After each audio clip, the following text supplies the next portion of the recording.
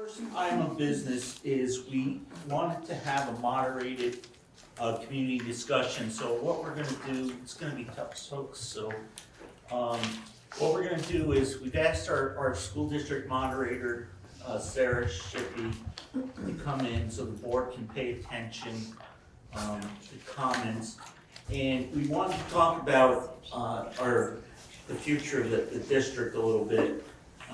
We've looked at a couple, we asked our administration to do a couple of high-level budget thoughts, structure thoughts with making the district either do combining some services since we do have some declining enrollment. And then we also wanted to talk about the IB because we'd like to be able to have had enough of a discussion with the community to discuss IB at the annual district meeting in April, at the end of April. So I think what we are going to do is, are you all, and everybody in the public, did everybody get to see and read the minutes and the discussion from the Wardsboro meeting? So that, do we need to rehash, no, you were at the Wardsboro meeting, I think, do we need to rehash that? There was one, I noticed there was an error in it. In the minutes or in the meeting? In the minutes. Okay. If, on the Wardsboro, on that discussion? Yeah. Okay.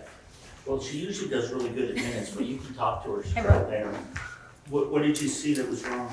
There was one section where a parent had made a comment and it said, I'm not sure the exact words, but they were complaining about Wardsboro, moving to Wardsboro, but it was, they moved their students to Wardsboro from Dover. Yeah? Oh, they switched them? It says Wardsboro twice. Okay, One should I'll be fix it. Dover, They one moved them should. from Wardsboro to Wardsboro? I'll find it. Yeah. I'll Yeah. find it and fix it.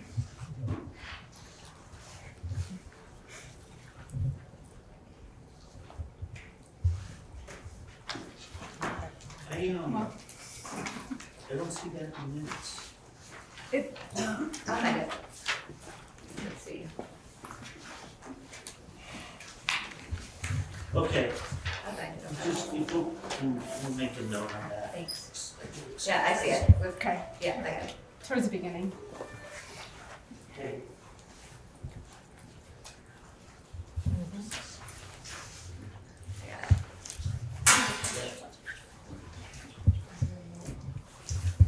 I got it. I'm gonna be.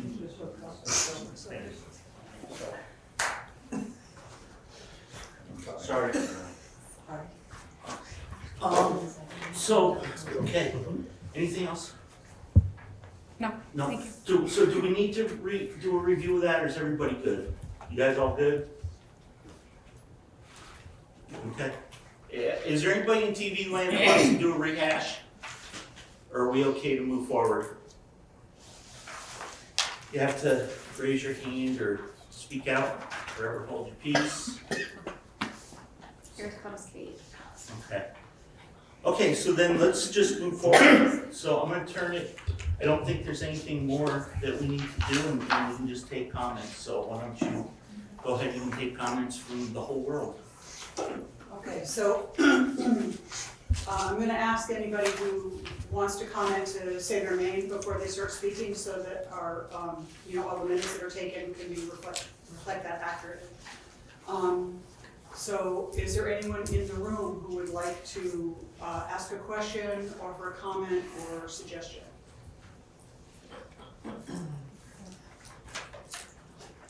Is there anyone on Zoom?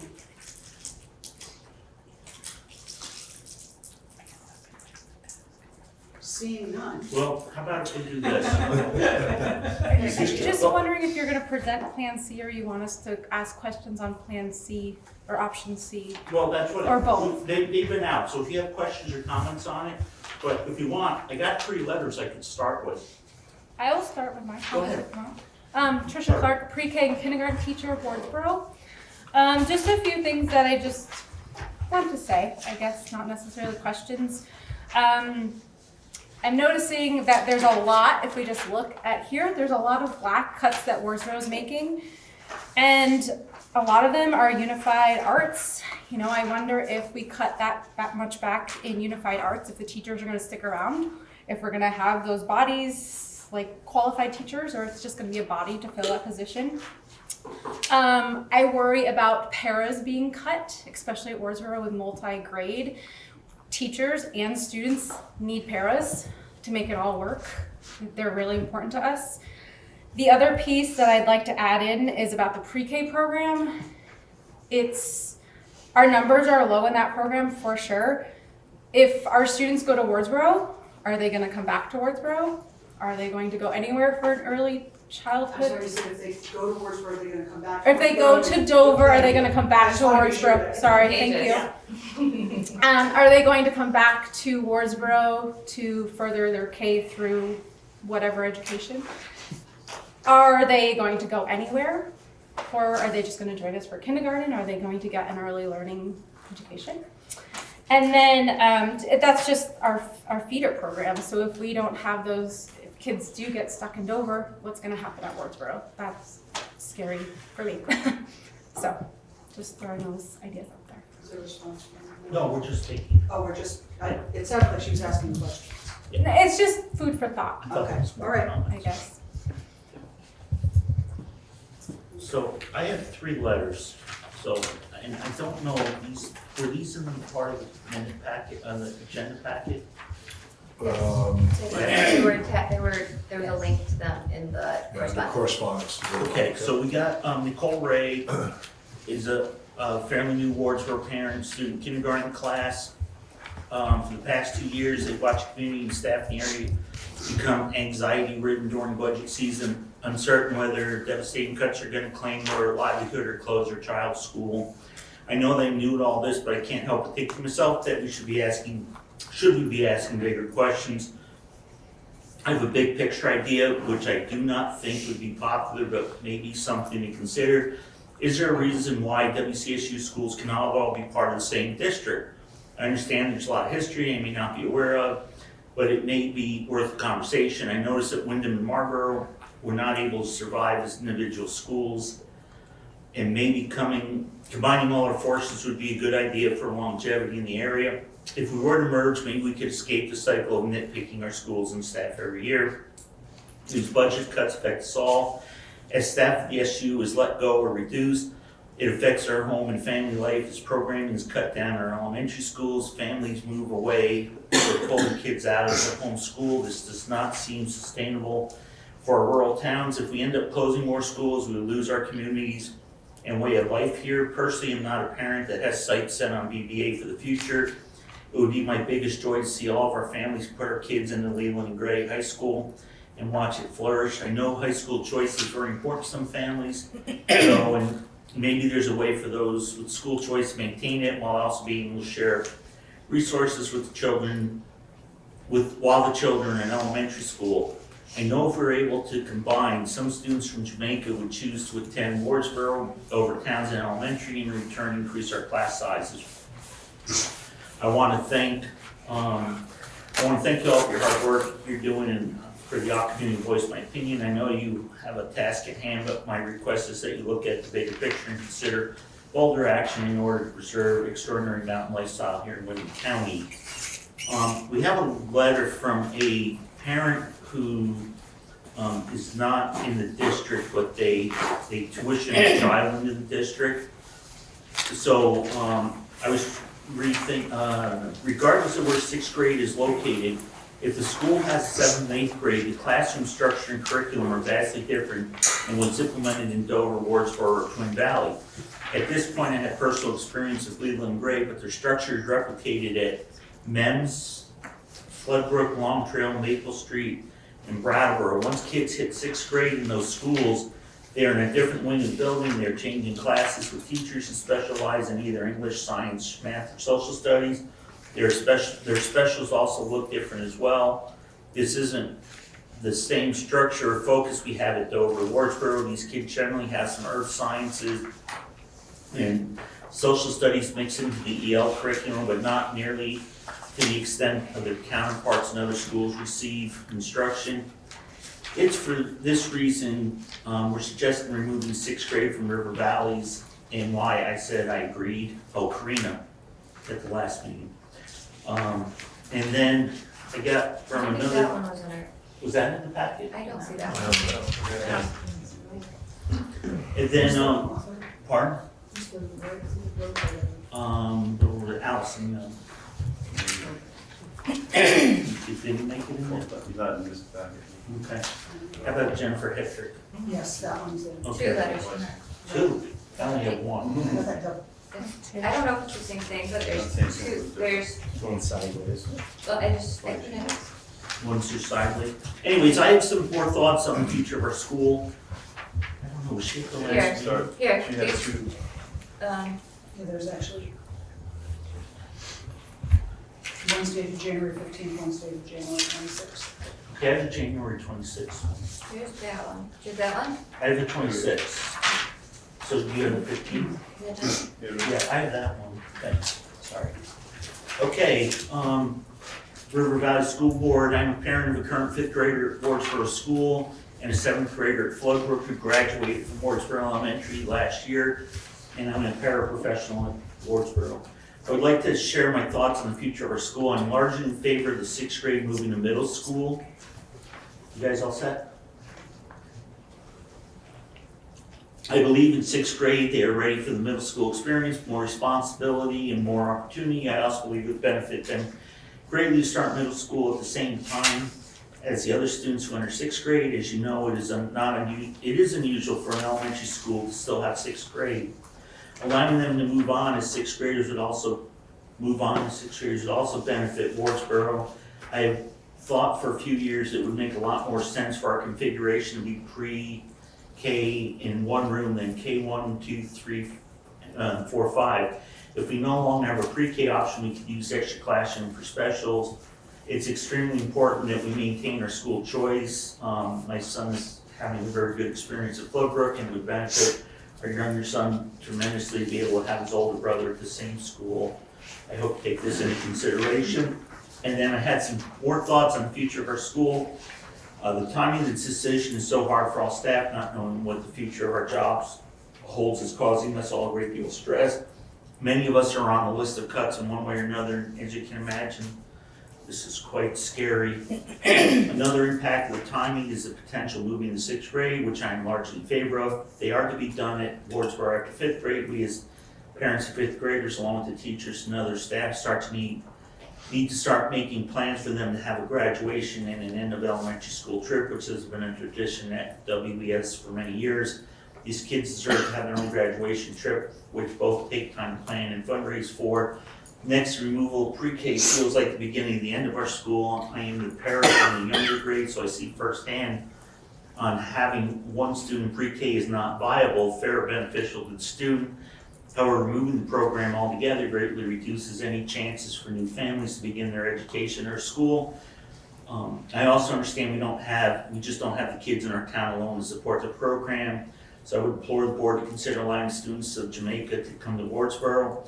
I realize you're in a different district, but while so many changes are happening, it would be important to visit this idea. There have been many Jamaica families who expressed interest in attending Wardsboro. It makes sense for them geographically and would certainly help increase our numbers and keep our wonderful school thriving.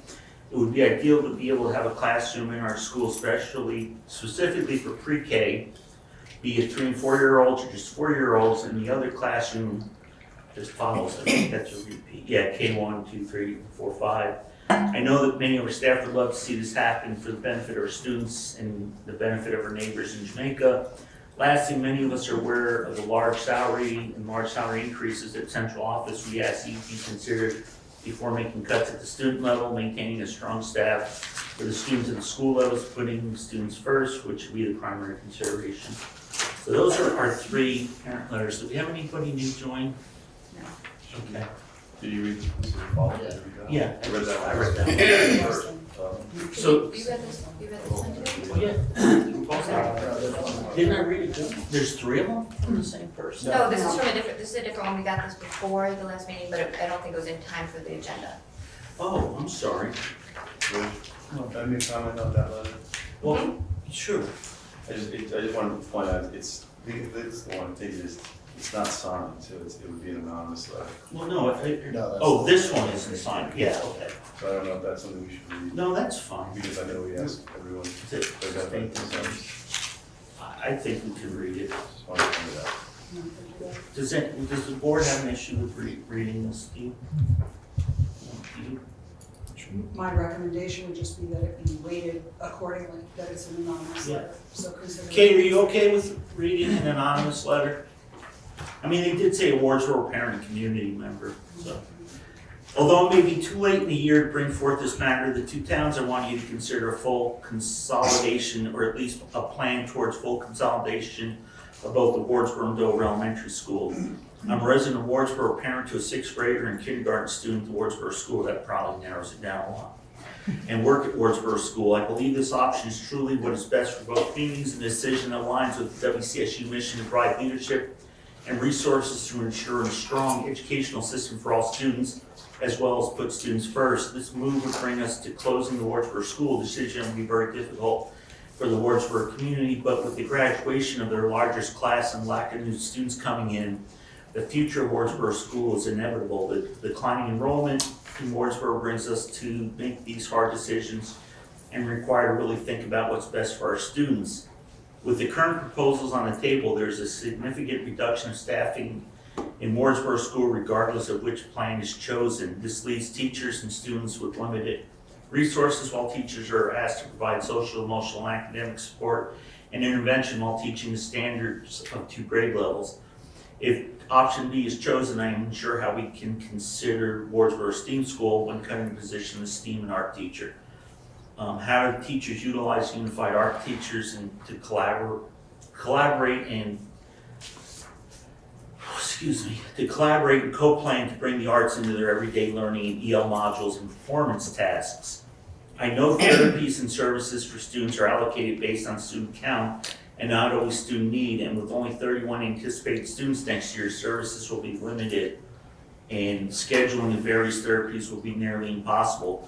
I truly believe as a community we can create one great school with involved parents and wonderful teachers while having available the resources a school needs to provide a high quality education experience for our children.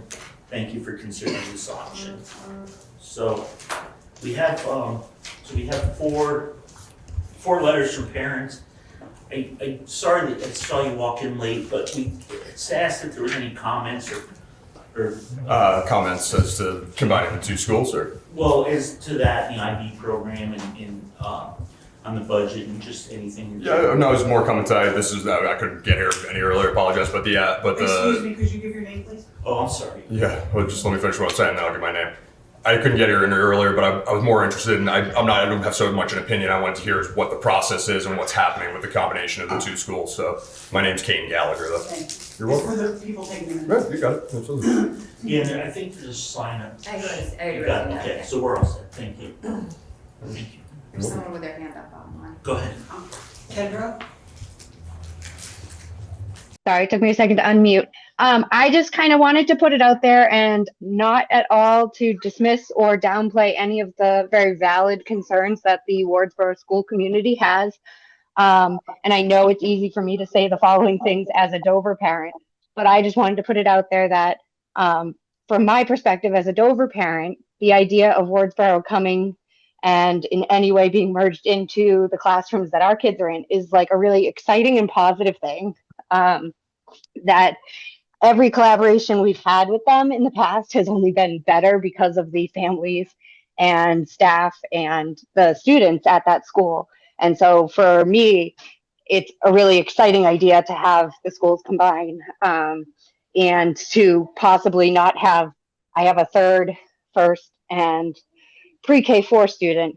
So the possibility that they would have their friends from Wardsboro join their classroom community is, nothing but positive for us. Again, not to take away from anything that's concerning for the Wardsboro community, but especially after all of the concerns with what the state was thinking and putting out about possibly everything becoming very consolidated and very large and very state centered.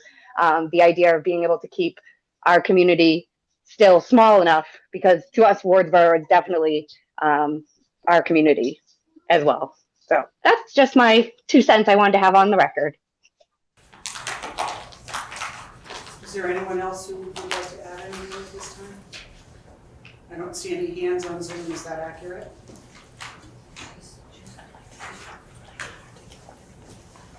I don't know how to raise my hand, but I do have something I want to say. Sorry. Can I get a name, please? Liz Latorella. Thank you. Sorry, I joined a little bit late because I just got off work, so I don't know if I'm what I missed or if I'm being redundant here. But I've been kind of joining in on these meetings for a little while now and trying to follow all the information in the conversation. And I've been thinking about it a lot. And one of the things I just wanted to share, in my opinion, I'm the parent of a 5th grader at Wardsboro. And I know the conversation has been, we've talked about like sending the 6th grade over to Dover next year. And I really appreciate what Kendra just said about community and like feeling the same way that Dover and Wardsboro, create such a great community together.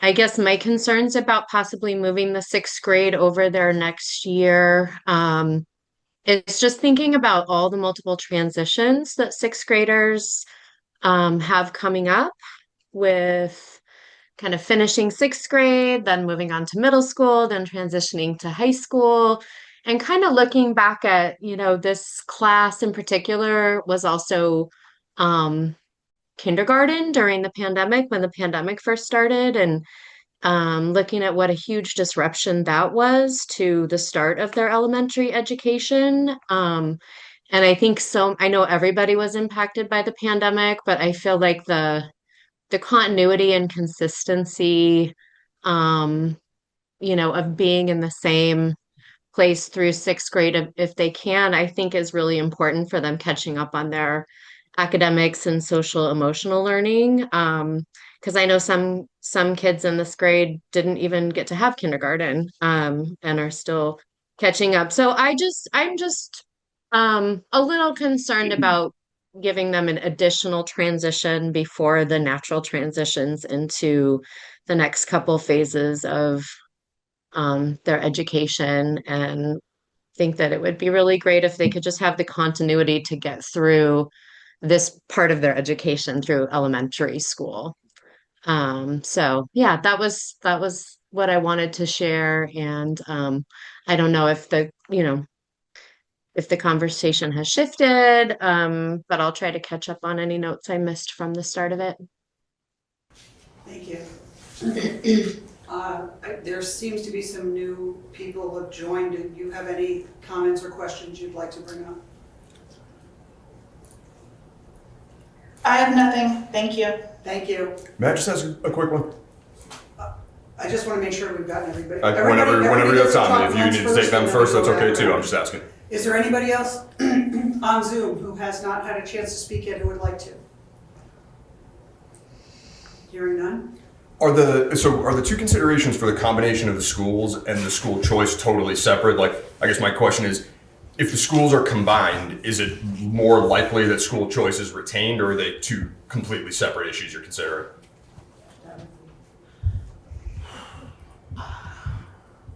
It's a good question.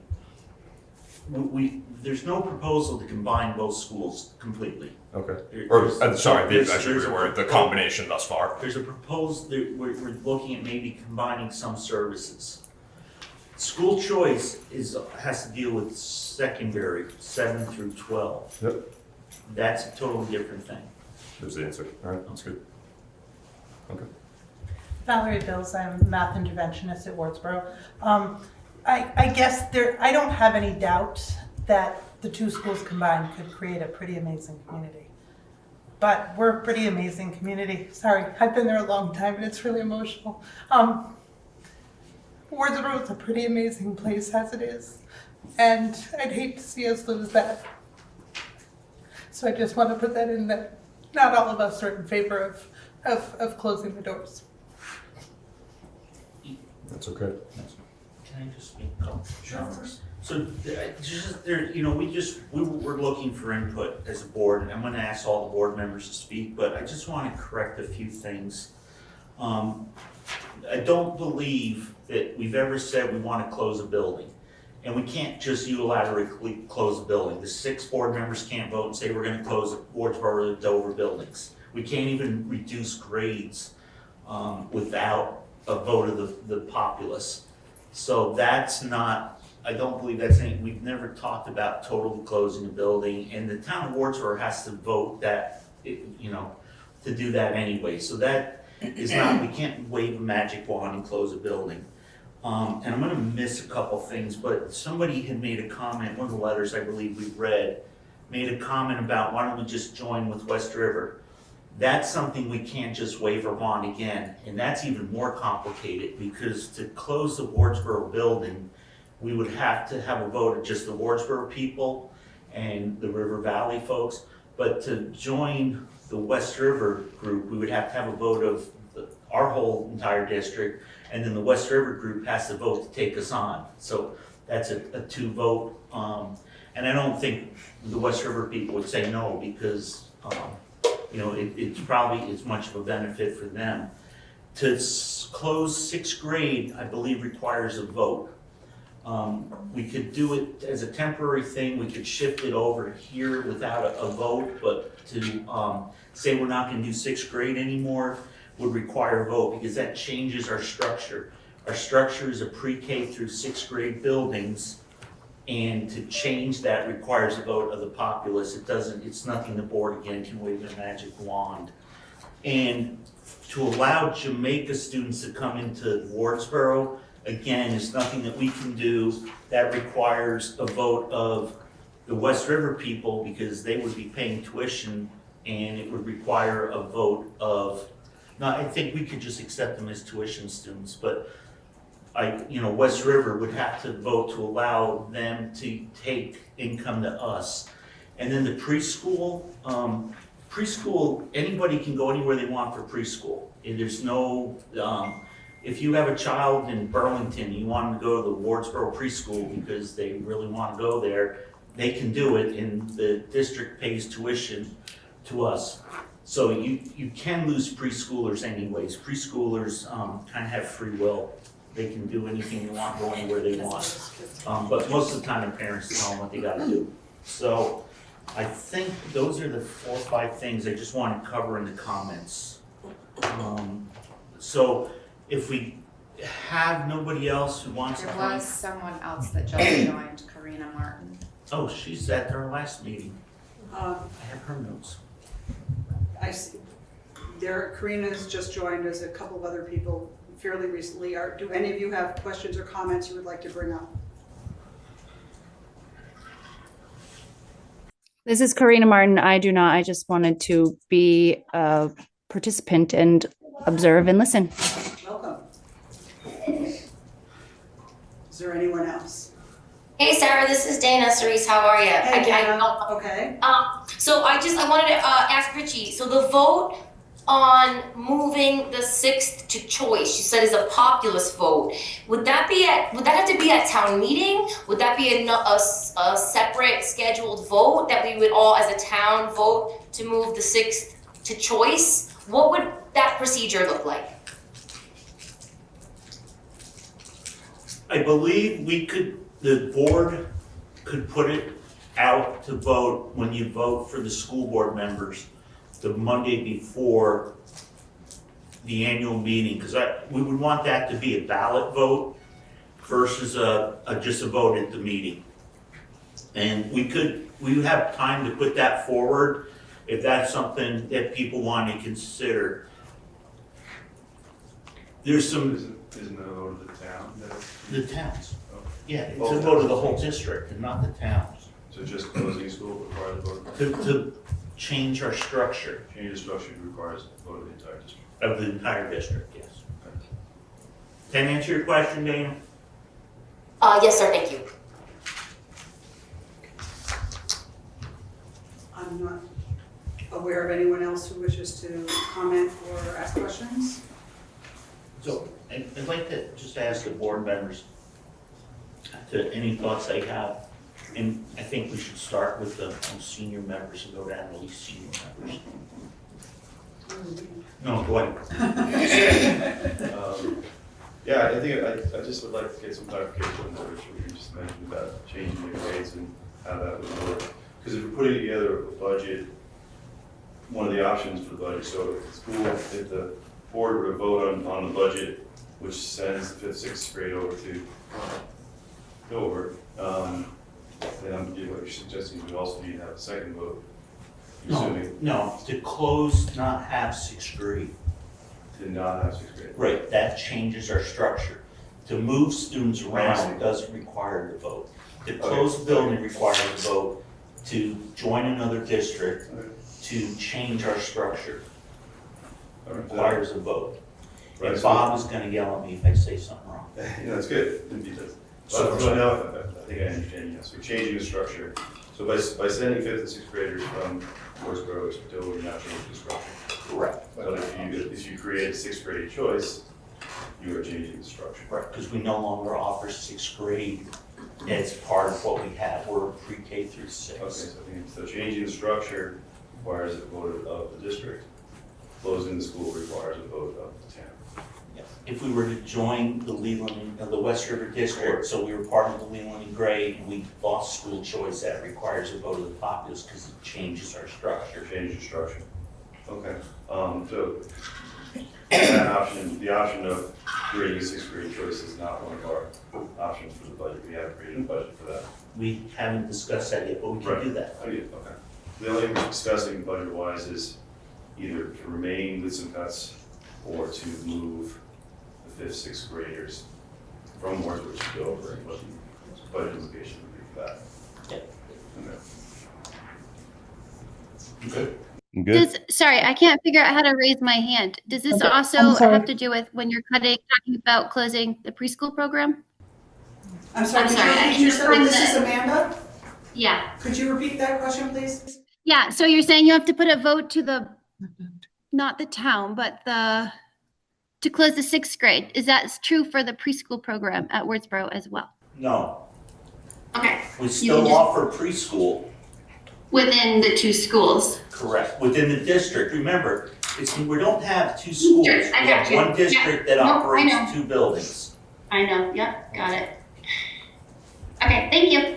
And I'm sorry, is that Amanda Jordan? Yes. This is Amanda Jordan, yep. Okay. She's the author of the letter that was anonymous, and she gave somebody permission for me to say that. I forgot to say that. I did write that letter, yep, I did. Thank you. Thank you. So you good with it? Good. I think the next senior member is Kate, huh? It is. Rich, your memory is impeccable this evening. Not tonight. So I think like this is a really big conversation, and I'm so glad that so many people are showing up and offering their thoughts and voices and opinions, because like I don't think that we can make this in a vacuum. And I don't think I know the right answer. I don't think any one of us know the right answer and what makes sense for this town. I'm worried about the declining population in Wardsboro, because and my kids have been part of that community since 2018 now. It's really cool. It's a great little school. They've had a lot of growth, a lot of opportunities, and a lot of love in that building. And I have such gratitude for that.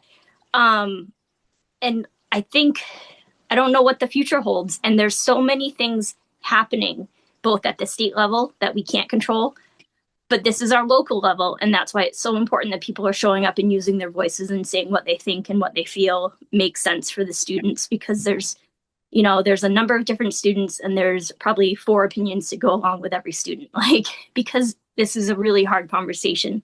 I think this is one of the things that is really hitting me is how late in the year it's getting. It's already February 2nd. It's Groundhog Day. It doesn't feel like we're almost at the end of the year, but we're getting towards the end of the year. And I would struggle to make a decision to end somebody's elementary career in a building without giving them more time to process, I think. So I think that feels like a really hard choice as we get further into the year.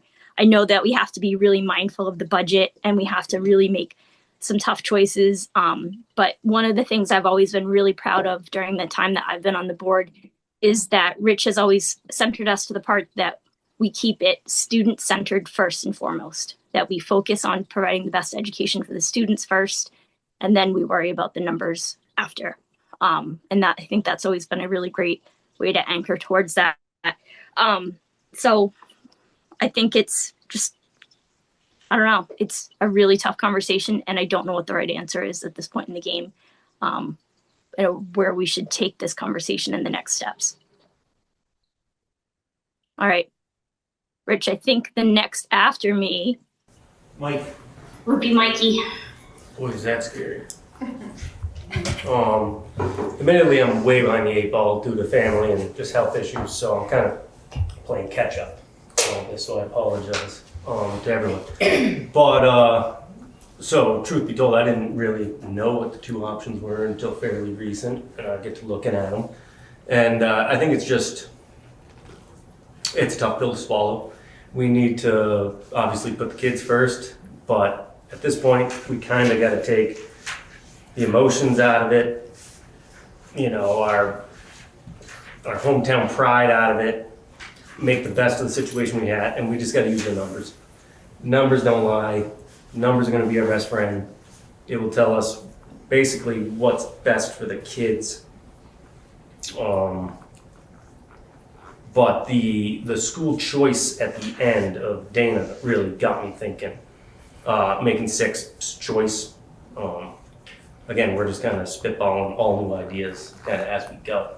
I didn't even think that was an option. So I think we just got to go with the flow. There's no right answer. We're going to piss a lot of people off no matter what the answer is. And we just all got to be ready for it.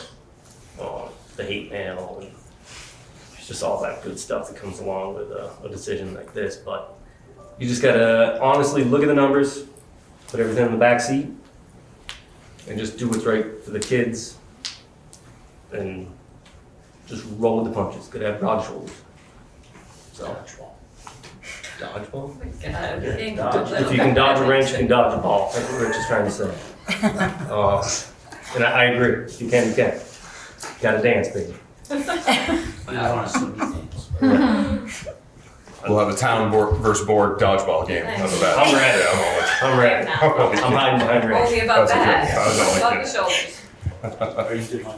I'm good. I really didn't add much. I'm sorry. It's just I'm playing catch up, but I'm into it, and it's gonna suck no matter what. So, But let's just do the best for the kids. just to clarify, there's no option A and option B, and those were just kind of proposals. Of course, So yeah. We're not gonna vote option A, we're just trying to. When I heard there were 2 options, obviously I thought it was There were 2 bad proposals to look at to give us Yeah. some ideas on what could be. Yep. So it wasn't like choose, it's not Chinese, choose one item from option A and one item from option B. I love it. Discussion's key. Yeah, it's just to try to get input. Eli, I think you've got some time, man. Yeah, it's me next. I don't really like any of these options, obviously. I don't think many people do.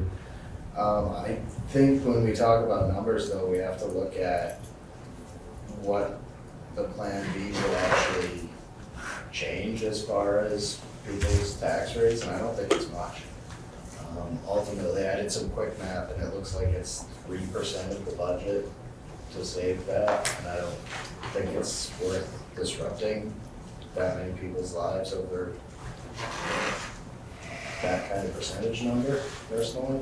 But I do see that in years to come, we're looking at declining enrollment, but we only have projections for 4 years too. And if we do something drastic 4 years from now, there could be another population boom, and everybody's wondering what to do with their kids.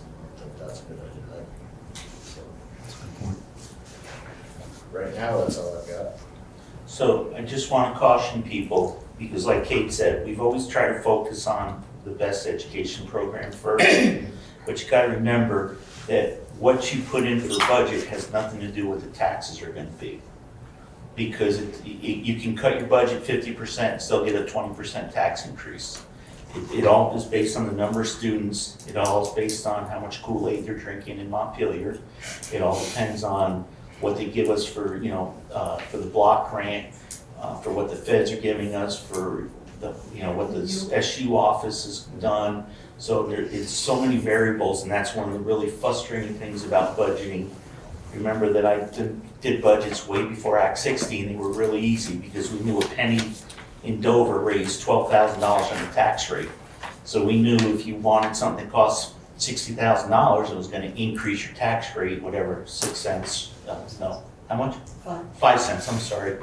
So that was really easy. Now it doesn't, if you raise $60,000, it may raise you 4 cents, but if you go to 61,000, it could increase you to 12 cents. And it just, so that's why we try to really focus on the education, put together a solid plan, and then we figure out how we're gonna pay for it. Because there's always ways to shuck and chive the money from Montpelier, so. Thank you. Rich, can I just add one thing to what he said as Yeah. well? That the projections only go up that far because that's up to where the newborns are. Yeah. So we can't obviously project much beyond that, that's, so.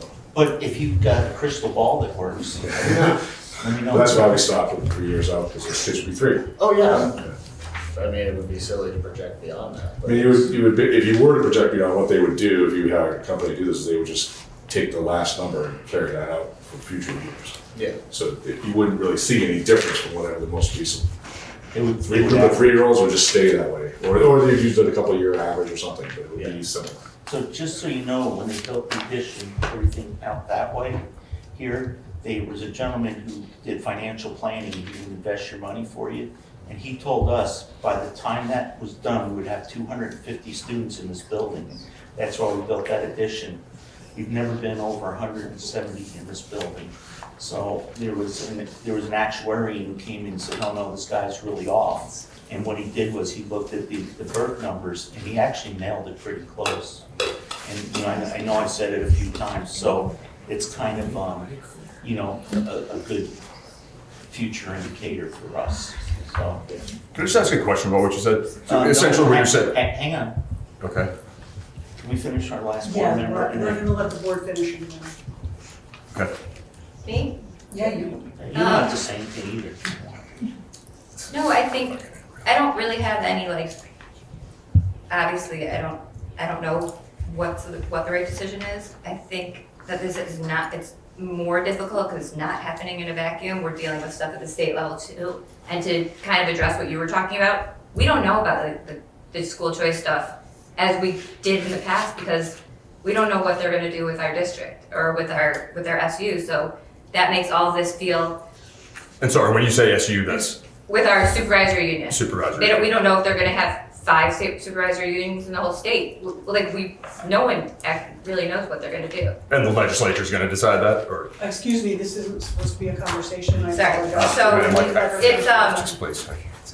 Hold your questions. Listen, I'm a taxpaying grown adult. I'm having a conversation in a school board meeting. I'm not interrupting. We're having a conversation. It's a little bit different, but thank you. But we're not in a formal having. meeting, we Okay. don't do it that way. Yes, okay. So, I appreciate all of this information and I worry about the visual arts part of it because it seems such a small piece of it and they don't get a lot of that and I think it's so important for them. It's been proven in studies how important art and music and it pains me to see that we would be taking away half of their time with that. So that part bothers me. I would love to be I think having more students in our school and having more kids in their classes would be amazing and we would love to welcome more students here. At the same time, I totally understand the fear and anxiety about I don't want to close. No one wants to close that school. It's not good for our state. It's not good for the town. There are elementary school deserts in our state that are a huge problem. So I don't think that should really be a discussion right now because of where Wardsboro is located. There's only 2 elementary schools on that side of the state. So in that area and it doesn't make sense to close it. So I kind of think, I agree with what you're saying about the number, like, what is this gonna do for us? And like, I think that kind of needs to be part of the discussion, maybe not the numbers exactly, but like, what are we doing? Like it feels like I'm a little bit confused as to what this is going to accomplish exactly, I guess, because there's so many little pieces to it, that it seems kind of difficult to understand where we're gonna end up if any of these plans are, or if parts of these plans are enacted, I guess. Does that make sense? Yep. Without the numbers. Not saying that we should go by the numbers, but I'm saying it seems hard to figure out what the best option is in that, if we don't look at the numbers, even though I think that we should start with the students, if that makes sense. So they're all such little pieces. But I understand, I mean, the numbers are going down, so that's all I have to say right now, I guess, about this. It was just along the lines of what Rich was saying. So in essence, what you're saying is that no matter how much you cut the school budget, they can always just raise the taxes? No. Okay, well. What I'm saying is that a percentage of a decrease or an increase in a budget does not equal a percentage of the increase or decrease in your new tax rate. Okay. There's a lot of factors that go in. It's not just a simple, as I said before, it used to be we knew a penny on the tax rate raised $12,000. Mm-hmm. Now a penny in the tax rate doesn't raise $12,000. A penny in the tax rate, they have to put all our students into a formula. They have to put our grand list into a formula. Mm-hmm. Right now, I think Wardsboro's at 90-something%, Dover's at 70-something%. That all figures into the tax rates. I mean, it's a very complicated formula. I'm sure. I've always understood it. I've always had a really good formula because I made really good friends with one of the chief financial people at the Department of Ed back 25 years ago. And he used to send me all the paperwork, but then somebody didn't like that because we knew what they were doing, so that got kiboshed.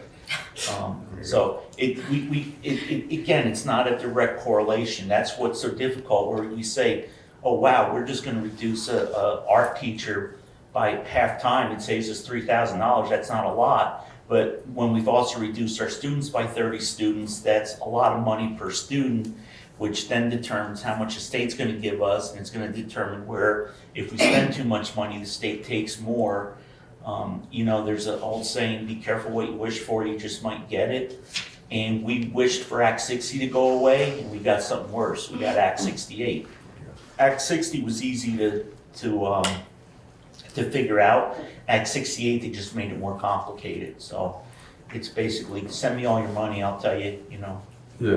what I'm gonna do with it. Yeah, that's what it sounds like. Yeah, but the question I guess I had is like along what Eli and Meredith are saying. So what's the benefit of doing this? Or what benefit does it provide to the taxpayers of the school or the students?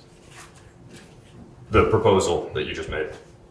We didn't make a proposal. We haven't made any proposals. The options or whatever word you're using at the We were moment. just to have a discussion to see where people want to go. But I'm saying if you're proposing that, there obviously has to be some we're not. benefit or not to it, right? So why would you propose it if there weren't a benefit? And what is that benefit? That makes it easier to decide. That's all I'm asking. It's the possibility to save some money, the possibility to have bigger classes. Okay. Right now we have classes with 3 or 4 students in it, with 6 students with a full-time teacher. Sure. We have some classes that are multi-age because there aren't enough students, and then it's harder to teach multi-age. We made a conscious decision in Dover years ago to keep our pre-K through 3rd grade single grades, because that's where you learn how to learn, and then once you learn how to learn, it's easier to learn. Oh, is it? We with specials, trying to do the same specials. If we moved all the students into one building, into one campus, we would be able to offer the same specials and have a savings. Yeah, it sounds like a lot of words, but to me, honestly, I get it and I understand, but What I'm trying to get at is like, if there has to be some sort of benefit or not to doing this if you're going to do it. And I asked you the question before. In essence, what it sounds like is no matter how much you cut the budget, taxes can always go up. So I don't really see any benefit in that. So if you can explain to me, I'd be happy to listen. But Okay, I thought I just. well, if you're proposing something, there has to be some sort of benefit to it, right? Like it's going to cut taxes, it's going to lower costs or something. So that's all that I'm asking. I don't really. It's going to offer better education. It's going to have better outcome for the students. How? You know, well, I don't have specifics on it. Okay, well, but if you're going to make a proposal, there should be specifics or We're not things making, behind it, right? Sir, and I'll say it again, maybe I'm not saying it clearly. We have not made any proposals yet. We've asked the supervisory union who does a budget to give us some different options to look at. Okay. We presented those options and we're asking for people's input. Yep. And I'm not attacking you. I'm asking those options. I heard the options, so I'm asking what are the benefits of those options. That's all that I was asking, and you were saying that you don't really know. So that's it. I gave you 20 of them. Well, you said that children's education would improve. You have yet to tell me how that is. It's going to improve, but I get it. If you want to. Sometimes larger classes. Sometimes we can offer more specials. We can have reduced redundancy. Okay. There's a bunch of different options out there. Okay. I'm just asking. That's all. I'm not criticizing you. I'm just asking. Thank you. You said. Can I make just one quick comment? Well, I was actually gonna step off Go ahead. my position. You don't have to step off. Meredith, you were saying that you were seeing a reduction in art from 20% to 10%, but am I reading it correctly that the students would still get a 45-minute class? It would just be reduced because there wouldn't be as many classes per week taking it. So the art program per each individual student would not have a reduction in their exposure to the art program. Am I understanding that correctly? Is that right? You talking about Wardsboro or Dover? Well, I'm talking about, I'm reading this, it's saying you're. I thought some of the proposals did reduce. No, They nothing? also, it looks like They reduced, but it's because the projected numbers. Okay. Because we were cutting down grades. I think in that one in particular, it was eliminating 5th and 6th grade. So we would have less children. Okay. But their special time was the same, like the same length, same time, once a week for 45 minutes or 50 minutes, whatever it was. And Spanish art and music would all, that every child would have the same amount of time with. So in Dover's, the proposal is to reduce Spanish to 1 day a week to match the other unified arts classes, aside from PE, which we're required to have 2 days a week. So yes, there is a reduction, and That might be the only one, though. that's the only one. However, to somebody else's. So then my concern is about Spanish then, as To well. somebody else's point, when we start reducing our unified arts teachers, it's hard to keep them. Right, that's my other concern. And, we're in a rural area and we Yeah. have a hard time finding staff anyway, so if we start cutting positions back, I think Who's gonna stay? will impact our students' experience, yeah. Oh, I wanted to also mention, again, somebody brought up the deserts, and that's, definitely, something to be concerned about. Because there is a large area of Jamaica closing, there's no school in Somerset. Somerset, there is, along the ridge, the spine, there is lack schools. If we were to close a building, you got extra transportation. There is a loss of community, there's a loss of, and I know the state of Vermont states that it's not the school's job to create a community or to create opportunity. I know at one time they were talking about closing Leland and Gray, and there was a lot of discussion about, brings a lot of money into the area. And then the third thing is that Again, I've argued this when I went up to the state and argued for Wyndham to be able to keep their school. People look at a map and say, hey, look, Wardsboro and Dover's only that far apart. You know, you can drive that really quickly. But, you know, they forget that the mountains is high or it's connected by dirt roads or Wyndham. You know, Bob's probably taken a few rides. I know I have in my days. You know, when it's snowing, I watch the cement truck roll over backwards down the hill. It's really, we've got some nasty roads. It's not like Burlington and, I don't know, a town next to Burlington, but you know, they've got nice interstates connecting them all and paved roads. And I always mention Randy Capitani, who was on the committee with us, that, you know, we should name it not connected by dirt roads, because even though Wardsboro, Marlboro, and Dover are all shared common borders, there's not a paved road that connects the three of our towns or any of the two towns. So there's so many issues out there. We just want to start having a discussion to see what was important to people so that we can help give guidance to the central office and our administration to create a budget for us. So we're about our time. Is it, just one last request for any comments or questions before we step away from this part of the meeting and go into the next part of the meeting? Kendra, is your hand still, is that your hand up again, or? Yeah.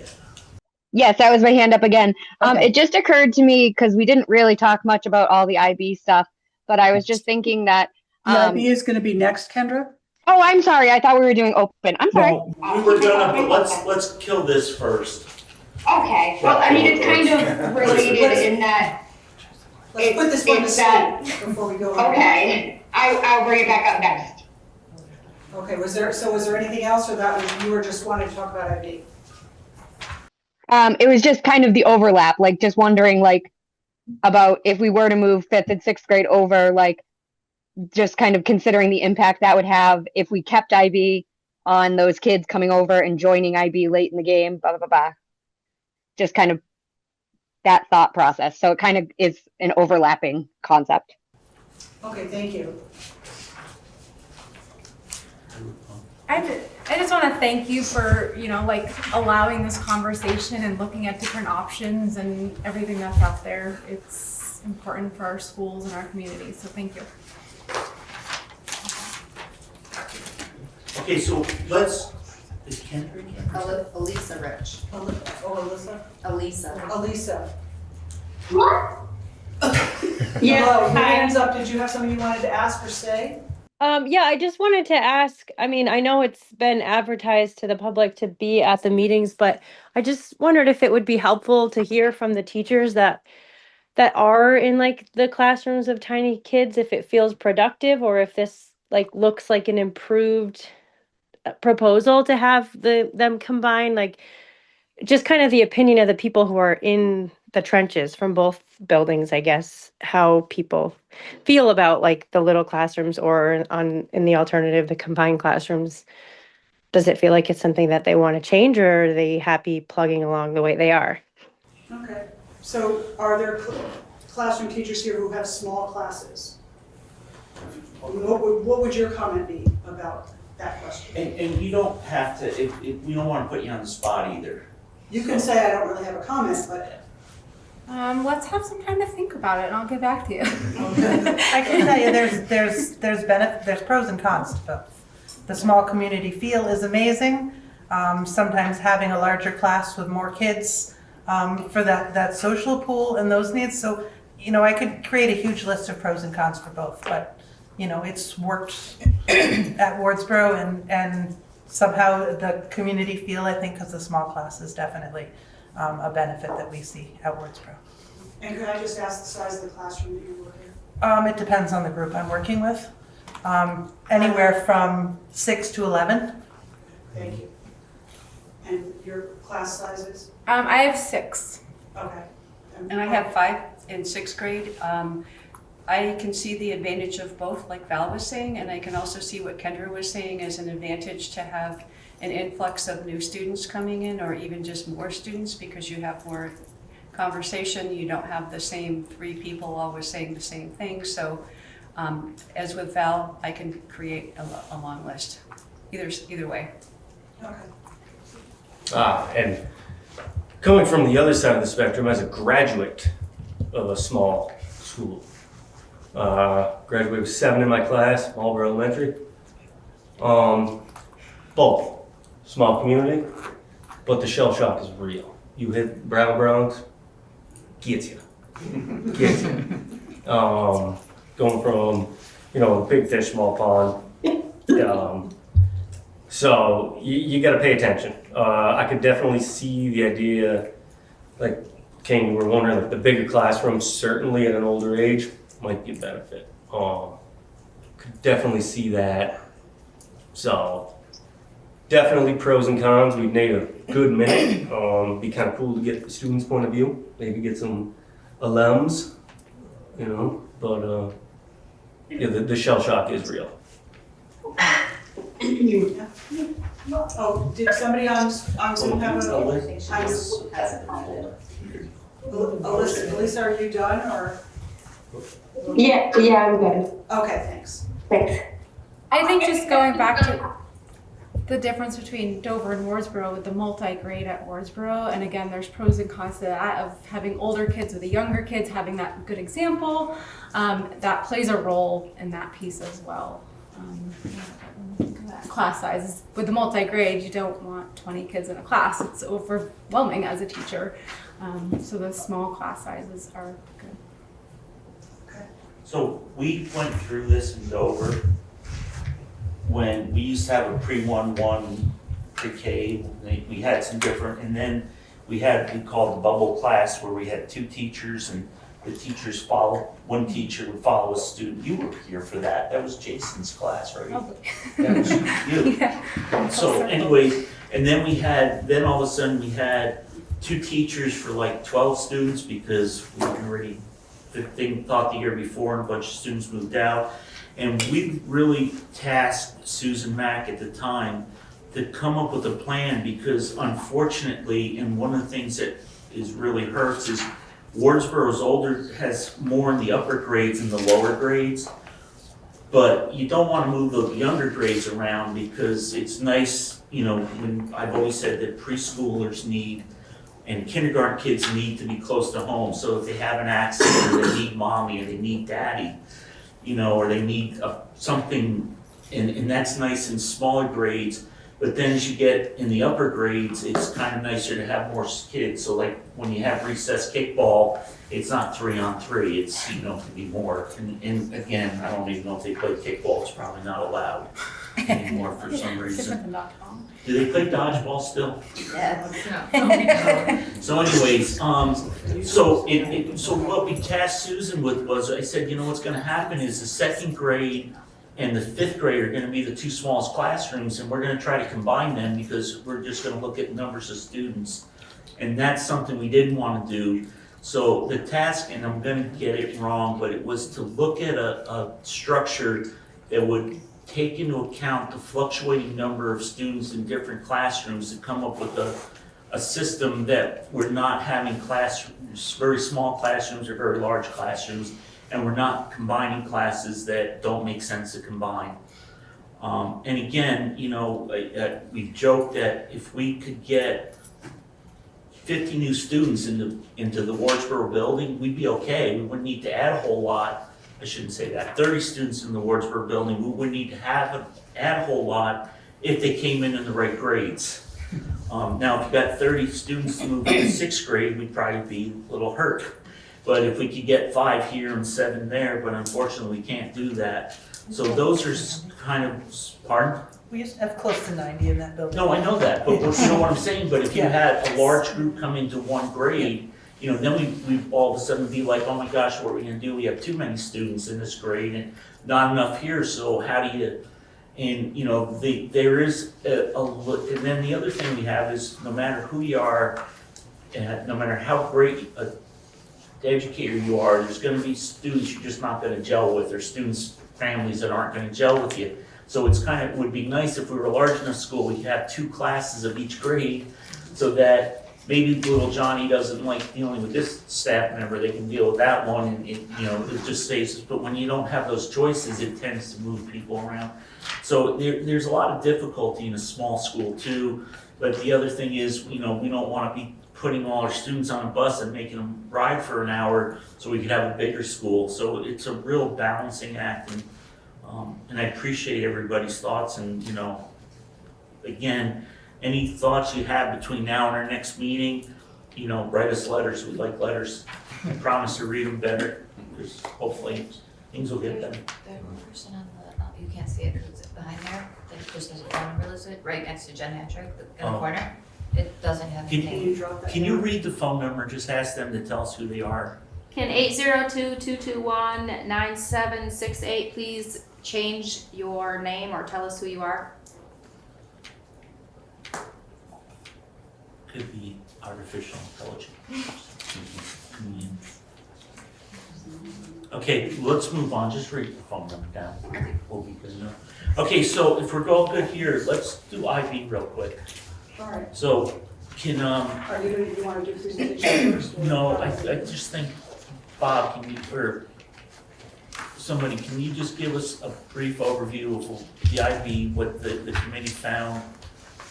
And I think we had a report from them, a brief report, and then we just get some input so we know what to do with It's that. not a report, that's, Pardon? this document that's in there is just, you asked me the last time to just put together the benefits and considerations and what is Okay. IB. So, I'm sorry, then you want to just go through that, run through that real quick for us? Sure, the phone number has their hand up though. The what? Go ahead, phone number. The person who's identified only by a telephone number, you have your hand up. Did you have a comment or question? It's hard to put your hand up. They're down at the bottom. They're down at the bottom. If they're driving, they may have bad reception. Sorry.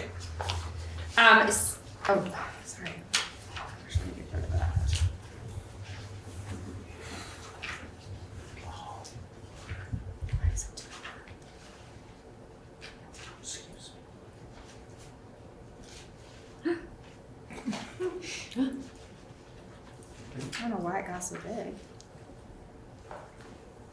I have to keep it up, otherwise I can't see if something joins. So I was asked to explain what IB was in plain language. So the International Baccalaureate Primary Years Program is an educational framework designed for students ages 3 through 12. Rather than focusing only on what students learn, the PYP emphasizes how students learn. It encourages curiosity, critical thinking, collaboration, and reflection. They learn through units of inquiry that the teachers create themselves, and the teachers look to make them cross-curricular, where reading, writing, math, and science, and social studies all are met through each of the transdisciplinary themes. Some benefits, I'm not going to read them all, but some benefits are that it engages students deeply, it builds strong critical thinking, it encourages collaboration, and it's flexible, like the framework is flexible. Some considerations and challenges is that it takes a significant professional development. Teachers need to be curriculum designers and writers, and that is a pretty high bar when you consider everything else that teachers are expected to do in this day and age, where you're mom and counselor and chief cook and bottle washer and shoe tire and all of those things. It's very time sensitive. It is a significant time for teachers to prep and plan.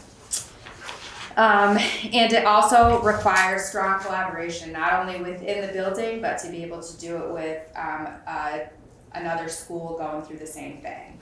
Another area to look at was what staff would need to implement the IB. We would need, some teachers would need to continue their formal training. It requires ongoing collaborative planning time, and they would need time to write these curriculums. And it takes a bit of commitment comparison. Some folks, so we use the EL education program now, and we have the PYP. Both the IB and PYP is inquiry driven, student centered. It uses transdisciplinary units. It teaches global mindedness, and teachers design the curriculum. The EL education, the standards are already aligned to the Common Core. It uses high quality texts. It uses performance tasks. It still has the inquiry-based learning. And the curriculum and the materials are largely already there for you. A multitude of texts and resources that you can use to design the curriculum for the students in front of you. It doesn't always have to be the same. Let's see.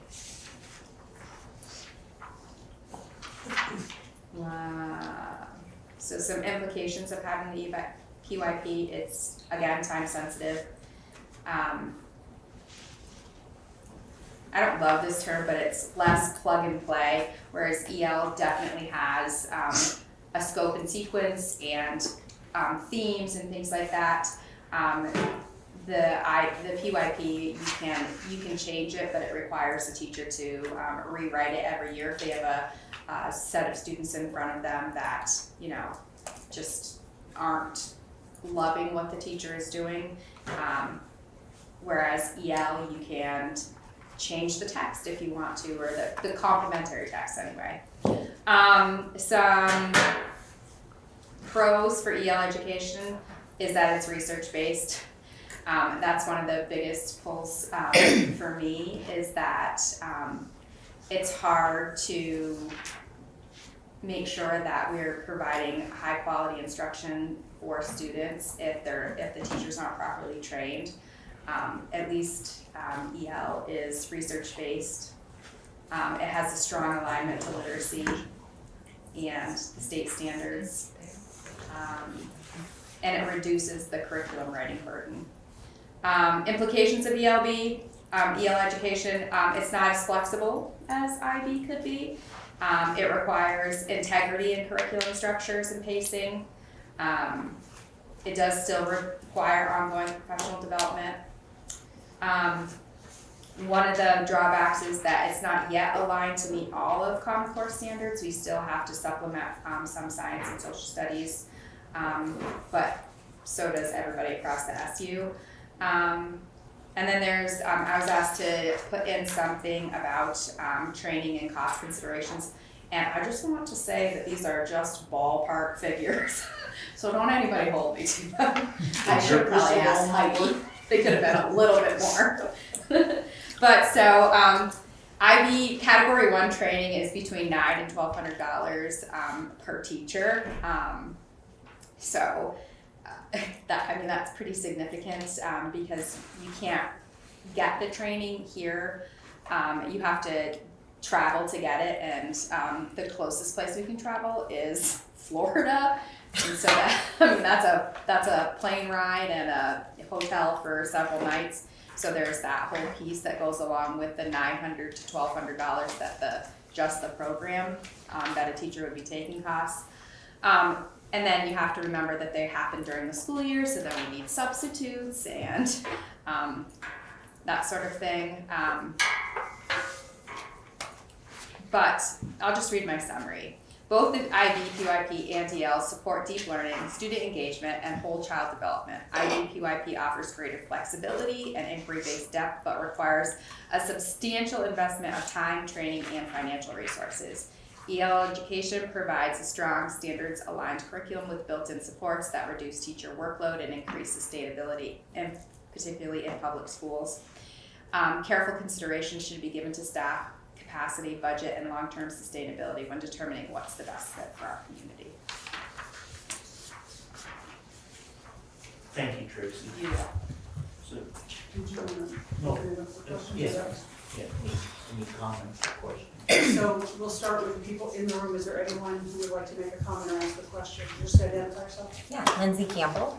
I'm a mom of a kindergartner at Dover. I just have a question because I don't know a whole lot about IB. What is the implication for the students if they were to go through an IB program in elementary school? What are the implications long term? Are there benefits for them beyond like what they're learning, but as far as going into upper education and college and career wise?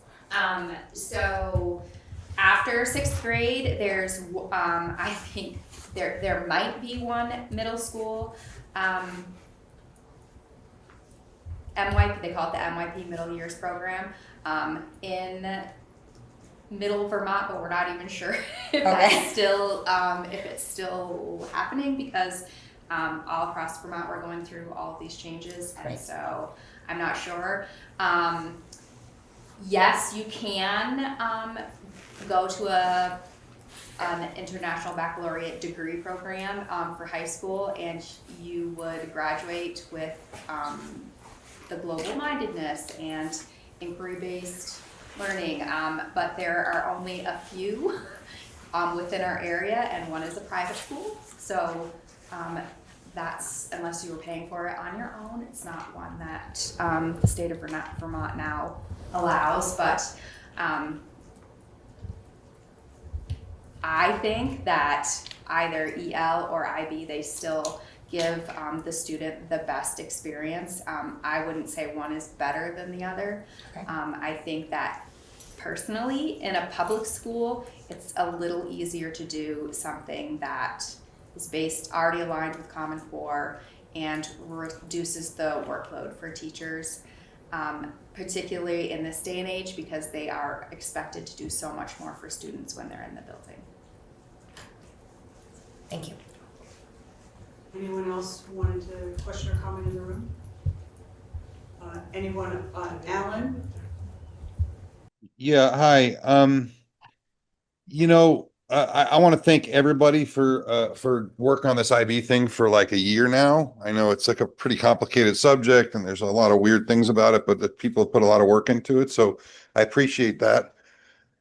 I'll say that having been attending these meetings since we moved here 5 years ago or so, I've always been looking for more data, and I'm always trying to connect the data to the program and try and understand what's going on. You know, one of the things that we moved here 5 years ago for was specifically IB. I was an IB kid, and it sent me around the world and got me speaking different languages, and it was very good. And it has a great reputation, still does. It was one of the reasons we moved here. And one of my disappointments has been sort of trying to understand and not hearing a lot of reporting about what the IB program did over the past 5 years with our students scoring on standardized tests and their general progress. There's a dearth of data that IB was instituted in part to address dropping scores, as was my understanding.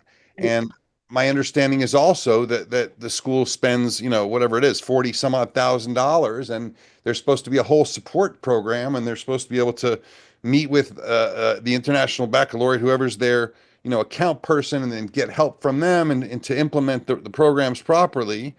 And I just, I don't know if it was because of the change in principal and superintendent right at the same time. I don't know what it was, but it just seems to me like something got lost in translation.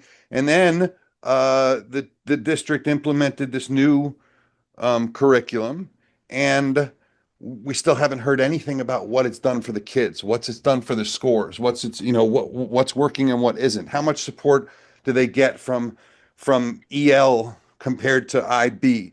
How often are the administrators, the teachers, the principals meeting with these companies that are selling very expensive products to our schools? I don't know. I mean, I like IB because of my history.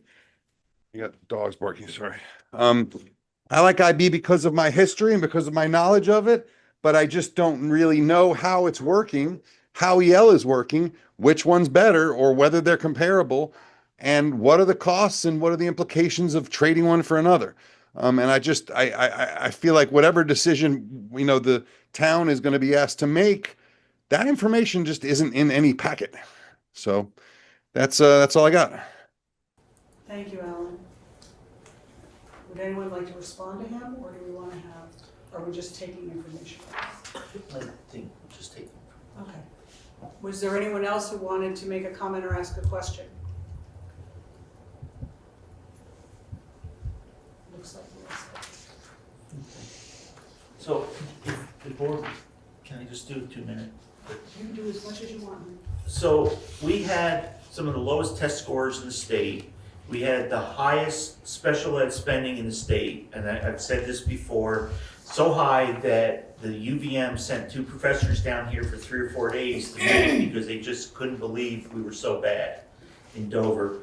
We spent more money than anybody else. Marlboro spent half what we did per pupil, and their test scores were twice our test scores. So we, after this group came down, and there was another situation with MTSS, it wasn't called MTSS at the time, but Alan, because there was some issues, we did a lot of work in the building. Did a lot of we lost some of the ski program. It was no longer run by the staff, but parents took it over. We more than doubled our in-service training for staff. And it was focused training, and we actually started doing really, really well. We had some of the highest test scores in the state. We actually had a few years where we had no special ed spending at all in the elementary school, and we were doing really well. That administrator that got us there left, and we brought a new administrator in, and that administrator said, our test scores are really good. What else can we do? What else can we offer? And he spent 2 years researching. He came up with the IB program and presented it to the board, and the board presented it to the voters. And it was 2 or 3 years that it took us to approve it. So it was not because of dropping test scores. It was because we thought it would encourage, maybe bring some people into the area, because the IB program is known, especially if your parents were in the military or I forget the name of it. Yeah, like the State Department, your family's embassy workers. And it was, it also aligned with Common Core really well, and we didn't have a lot of other programs at the time. Everything was in-house, and we had most of the staff members really into it. We did lose a couple staff members because we were transitioning over to IB. They were towards the end of their career, and they were just like, I'm not gonna put this time and effort into it. I've only got a year or 2 left. So then what happened is, that administrator left before the program was fully implemented, and we actually thought of maybe just cutting the cord at that time before we were fully implemented. But the new administrator came in and said, wait a minute, you haven't asked me. And that administrator was still pretty excited about it, and it seemed to be still working pretty well. Then we had COVID, and COVID, everything changed. So we lost a lot of senior staff. We brought new staff in that didn't have a lot of IB experience, and things just kind of slid. So that's why, plus when EL was presented for the district, one of the things I asked at the district level before we even presented it to the school, at the SU level, was, is EL and IB complementary? And I was told, oh yeah, you don't have to worry about anything, it's all kind of the same. And it wound up being that it wasn't. It put a lot of extra stress on the staff at a time when we're still haven't fully recovered from COVID. And so that's why we're looking into this, or that's why we're asking questions. It's really hard to compare test scores pre-COVID and post-COVID. It's really hard to compare test scores from year to year because it's a different cohort of students. So it would never because of dropping test scores though, and I don't know where that came from. But that's also why we're asking for people's thoughts and opinions, and I really appreciate, and I did not know you were an IB, had been part of the IB program, so we appreciate that input. Again, a lot of people aren't sure what it is, and Tracy has brought to us that she can keep the better parts of it, incorporate it with EL, and just maybe not pay for it. We were also hoping that there was going to be, it seemed like at that time IB was growing, and we thought there may be other schools that would participate, and it hasn't come about, and I don't know why. I don't know if maybe just education changed. I don't know if it was COVID, so that's kind of why we're at where we're at. Hopefully that helps. Is there anyone else who had questions or comments? Turn the meeting over. Thank you. We appreciate it. Hopefully it was a little warm out for you. It's warmer today than it was last week. Yeah, much better. Okay, so I lost another agenda. So we've done enrollment projections, moderated discussions, IB. I do have we have members of the public. We were supposed to start at 6:30. I'm sorry we went over a little bit, but I appreciate all the participation. There was a lot of participation today. Does other than the stuff we've discussed, anybody in the room have any comments, questions, anything you want to state? You guys all good? I get somebody raising. Alan, go ahead. Thanks, Rich. I just a little bit of a follow-up. You mentioned that and I apologize for getting the facts wrong. And I'm remembering it now that we implemented EL in part because of the test scores. I do remember that, but you're right about I wasn't here when IB was implemented. That was just something I was told. But as far as saying it's hard to compare before and after COVID and so on and so forth, I agree 100%. I also don't think test scores are the end all be all, but that's why we get test scores from the whole state and the whole country is because it's to compare all the kids on a level playing field, right? And I think on one hand, maybe incorporating our own custom curriculum is the right move for a place that's pretty particular, for a very rural area. On the other hand, if the scores are lower than other places that have had similar situations, like at some point we sort of have to figure out the cause for that, just like the people from UVM did in 2017 or whatever it was. So I just want to point that out, that maybe all this focus on which curriculum and so on and so forth, maybe is not the point. Maybe the point is like, how is it being implemented? Is the all the new staff, part of the difficulty that we have to figure out a way to solve, and like what's the process for fixing these issues? That's really my question is it going to be fixed by a curriculum change, or is it something that's more systemic that we have to dig into more with more expertise? That's it. Can I just say something about EL? Yeah, thank you, Alan.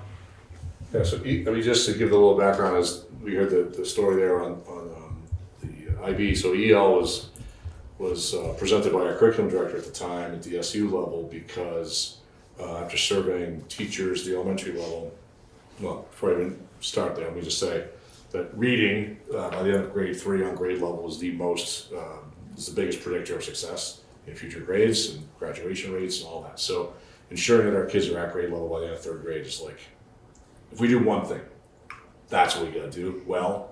And so Jen McCusick at the time was our curriculum director. She had studied what was happening with our literacy results and did a survey of staff around the whole SU and found that there were over 40 different programs or approaches or curricula to implement literacy at the elementary level.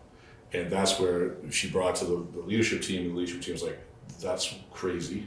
Like, we need to have more of a focused approach, that we have one approach to doing this well. And so she brought that to us. We brought it to the SU board, and we implemented it 2 years ago. So we're still pretty early in that, but we've been working with EL coaches. Some of our academic support teachers have been trained to be coaches on site, but we also have external people that we work with through EL. They not only work with the teachers during PD days, but they also work with administrators. They train us around sort of look-fors and learning walks. So as we go into classrooms, we're looking for themes and trying to ensure that the program is implemented with fidelity. So yeah, we're still fairly early in that. It will probably take a little more time to see actual results, but that's what it was really based on. Early literacy, it goes through 8th grade, but that was the focus of it. It doesn't do the broad thing that IB does. It's really focused on that narrow piece. So that's sort of the background. And I will say about what that, happened. yeah, when it was presented to the executive committee and the SU board, I mean, it was very well received. And it was something that I think was a breath of fresh air because we really needed to do something. The district needed, the SU needed to do something. And EL stands for Expeditionary Learning. It's based on the similar premise that IB is based on, which is an inquiry-based product, and where you engage students and you have high interest and high engagement from kids. So, and I think that's what Tracy said, that she'd like to keep parts of it, but to have to stick strictly to be the lone wolf doing I mean, I'm putting words in your mouth. No, lone wolf is, that's absolutely accurate. Absolutely accurate. To be the only school doing that, it's nice that if a 3rd grade teacher in our building is having an issue, she can call 3rd grade teacher in Newfane and they can say, oh, this worked good for me. Where if we have an IB issue on 3rd grade teacher, the 3rd grade teacher's gonna call, I don't know, someplace that don't speak English. And in fact, what you just described is what we do with grade level meetings. No, in I the know SU now, that's- so with the EL, around the EL. So it's. I'm not upset that we did the EL or the. No, I just want to make sure you understood. I just think it makes some sense and things have changed. But on the other hand, we had a huge investment. We put a lot of time and effort into it. A lot of our staff did. You know, just to throw it out too that's why we're asking you all for your thoughts, because it's not an easy, flip the coin. I know people really like the presentations, right, the 6th grade. Yeah, does it. expedition. But again, that's something that you can keep. You don't have to have IB to do that. You're right, and we will keep it, because it's super important. That was Alan, you were all set, go ahead. I just wanted to give teacher feedback on kind of this conversation of the fact that the EL, the lone wolf kind of thing, it's really nice that all the teachers in the district are doing it in the supervisory union and we can have that collaboration. But even with that final project in IB, that's built into EL. So there's parts that go along with the curriculum that students have the opportunity within EL, so. And I'm not as familiar with EL because we spent a lot of time, being, reviewing the IB stuff, and the EL since it was an SU-wide, and it wasn't just specific to our district. And we bought the curriculum. Pardon? And we bought the curriculum already. Well, the SU did. Well, yeah, we have it. Yeah. But we also bought the IB curriculum too, and we have it. What's that? There's no IB curriculum. Well, but not curriculum, we bought the program. We Yeah. bought into the program, we spent money, we sent staff. We actually had it in the contract, if you became IB certified, you had additional funds or additional monies in your contract. So there was a pretty huge investment by Dover into IB before we became River Valleys. And Alan said 2017 when UVM was here. Alan was before 2000. Sorry, it's a long time ago. I'm sorry, go ahead. I apologize, I had to show up late as and you gotta babysitter. just tell us who you are. Oh, sorry, Kate Gallagher. We have three kids. Oh, he would explain that. Yes, and one more will eventually be. So I apologize if you guys said this and I missed it. But back to Alan's questions around testing. So do we have, I guess, benchmarking as to like before EL, where we stood in regards to like in comparison to like grades across the state, the nation? And then have we seen, even, I know it's only been 2 years, an improvement in how we are, I guess, ranking or benchmarking against other schools in the state or in the nation? And then my other question, then I'll pause, is, I know it's only been 2 years, but is there like an expectation on EL takes about X amount of years to really be able to see kind of an impact, if you will? Wow. I mean, it takes usually 3 to 4 years of anything new to really see an impact. Okay. That's what research says. I mean, I think the teachers might be able to better answer that as far as what they're seeing in the classroom, as far as like anecdotally, but as Yeah. far as like global data, it would Okay. take really about a year to kind of see that. Okay. I'm sure we will be reporting out on that at some point, but Okay. it's still in its infancy, I would say. Right. And then back to the, I guess, do we have, and I apologize again if I just missed this, how are we doing prior to EL in regards to how we stood across Vermont and across the states? Yeah, I mean, and we were only looking at literacy. Yes, And yeah. so that's something I can say. I can't speak to the individual school performances, but I knew as an SU, we were feeling that we could do better. Okay. So That's yeah. kind of a vague statement. Yeah. What does that mean? To be honest, I'd have to go back and look to get the Okay. actual data. I don't have it off the top of my head, but I know that we looked at it and we were worried. Okay. So. And again, remember that SU is made up of several districts, and the districts all were ranked separately. It wasn't very different places. Yeah. Okay. So and sometimes would change. One year maybe I know Dover was number 2 one year on literacy, but we were like number 12 or 14 in science, math, and then like I remember Wardsboro was higher in the science and math and literacy. It was almost like an opposite. Yeah. And then, you know, we've seen, because we do review them once a year, we get it, the reports, and I've seen them for a lot of years. It's really strange, like one year you're doing really good, and then the next year you're down low, and then the following year you're back up. And, Yeah. and then, you know, we're very transient schools. We do tend to get a lot of, like during COVID, there's a lot of new people moved up into, you know, the town of Vermont.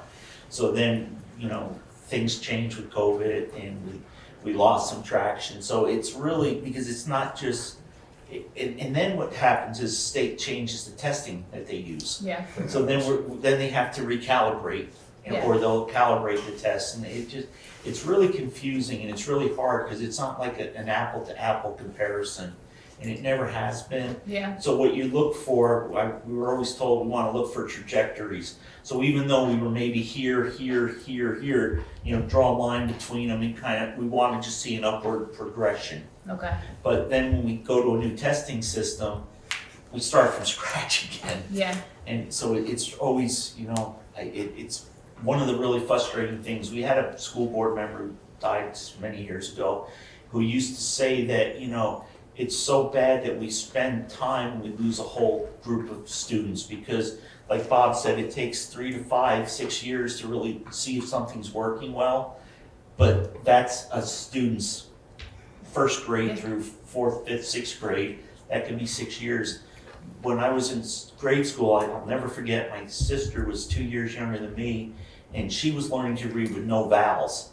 And we were told, you got to have vowels, you know, that was one thing. And I'm like, well, you know, you can't be reading right. But that was a thing, it was SRA or something, I don't remember. But her program was they were teaching without vowels. Well, my other sister, my middle sister, who was 2 years younger than, 4 years younger than me, she went back to learn how I learned with vowels. So, you know, they must have figured that one out pretty quick. Yeah. But well, and I'll say this, like it's always evolving too. So like we have other programs that work with EL. We use currently as our phonics program. We use a thing called Foundations.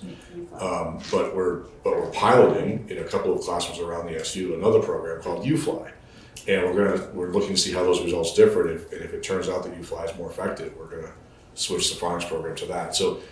You know what I mean? Like we're always looking and we're always kind of monitoring, but it's more global data at the SU level for my chair, anyways, from the curriculum directors than it is school level per se. Okay. So I hope that answers. No, it does. Yeah. And I apologize again one more time. Does it get published someplace? So like as a parent, instead of having to come to you, I can go to some place and just see how we rank or how we're doing. So we're talking about like the state assessments. Those are published annually. The AOE has a report card that they issue on every school in the state. Okay. Annually, that comes out spring. I want to say the spring, right? Okay. But it's based on the previous year's data. Okay. Because the testing that's done in the spring, they don't get it back to us sometimes till the fall, and then so they do the report card for the winter. And it's a lag for sure. But we also do benchmark assessments, as you probably know if you're Yes. a parent here, Yeah. that get 3 times a year that we use at school level and classroom level data to inform what's happening Okay. instruction as well. Yes. And we have the ability to see that on a more global level than obviously the parent would. You see your own kids' results. And we use that data to kind of talk with principals around how things are going, Okay. in your school and so on and so forth. But I don't think we share that globally. No. No, we haven't done that, I don't think, at this point. Okay. I did share it in my principal's report. Oh, so there you go. Only because I had some really great celebrations. Share some positives there. But that's one thing, when I was talking about the UVM stuff, that was one of the things that we started doing in Dover, and we were the first one in the district, was we started doing a lot of testing that didn't go anywhere. It just was meant for the staff to be able to look at and say, I thought we would be here, and look, 90% of my kids are here, so I guess this worked, or not enough of the students are here. So, because if you just do one annual test, then the students already moved on. So, Yes. both Bill Anton and Susan were very strong about a lot of testing, multiple testing to get data to determine what's working, what isn't working, to allow staff to make midterm adjustments, which was something that was talked about in the EL stuff too. So that's why I thought EL would be a really Okay. good. Thank you. So, is there any we were doing public, is there any public or staff, anybody else that would like to make any comments on, anybody from TV land? You just lost somebody, I think. You guys all set here? All good? Okay. Let's move on because we do have quite a bit of stuff to do. So in your packet, you have Mikey Urquhart's favoriteest thing, the rain gardens. So I guess there was an email, Kate, from the person just recently wanting to know what we thought. And again, this really isn't as bad as it could have been because a lot of the stuff is already there. The swales are there, some of the red culverts are there. They call them something else in the storm lines. And so they're gonna add some rain gardens. Did we get anything more specific on that, what the rain gardens were gonna be, or at least it's on a rainforest? Like what it will look like, what it actually is? Yeah. They added pictures and they just look like detention ponds. It was on some crazy, I just kept clicking. They were there. But some of them were stone lined, which might be beneficial for Dave or for string trimming and maintenance. But so you're telling me the culverts are already in? We can reuse them? Do they have to be upsized or No, the lowered? red lines are storm lines. Aren't they already there? I would highly doubt it. Plus the one, I think they are. the one on Woodsman, they just put that Barry Electric in, so that's gonna be a son of a gun. Do you think it would be helpful to have Dave look at this with us? To see. Dave. Yeah. Oh, yeah. I mean, he Greg might be online. Is Greg here? Greg's I was gonna say, didn't we have Greg jump in on this? Yeah, I didn't know he was here. I thought he fell asleep on us. He did. He was close. Hi, Greg. Hey. Yeah, I'm not sure what is there either. I sent the set of plans over to them, so I had the original sets of plans that I did get over to them. So I don't think that those are there. I have a feeling all that is new. I am with Mike. It did seem like there were a few different options, some of which could be pretty easily maintained. As far as, either string trimming or just mowing. So I mean, I think the only thing left really is just to decide what I think would be more or less what kind you would want to go with that. Right? So if we said, hey, we're okay with the design, but hey, we would like this style that you did here of a rain garden, I think would be it. I don't know that we'd want to try to put any benches in there like it looks like they did in Harwood, I think it was, where they had benches and like a bridge or something.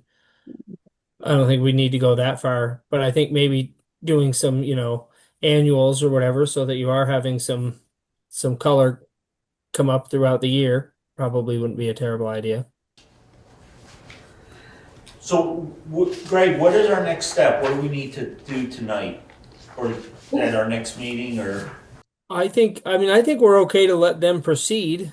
and into a final design. And I think the only thing we'd want to do is choose what kind of rain garden we have. Because I do agree with you, Rich. It doesn't look like there's any major construction there to make that happen. That is for sure. I don't think you're looking at like tearing up any roads or anything like that. I mean, it looked like it was pretty minimally invasive as far as the school goes.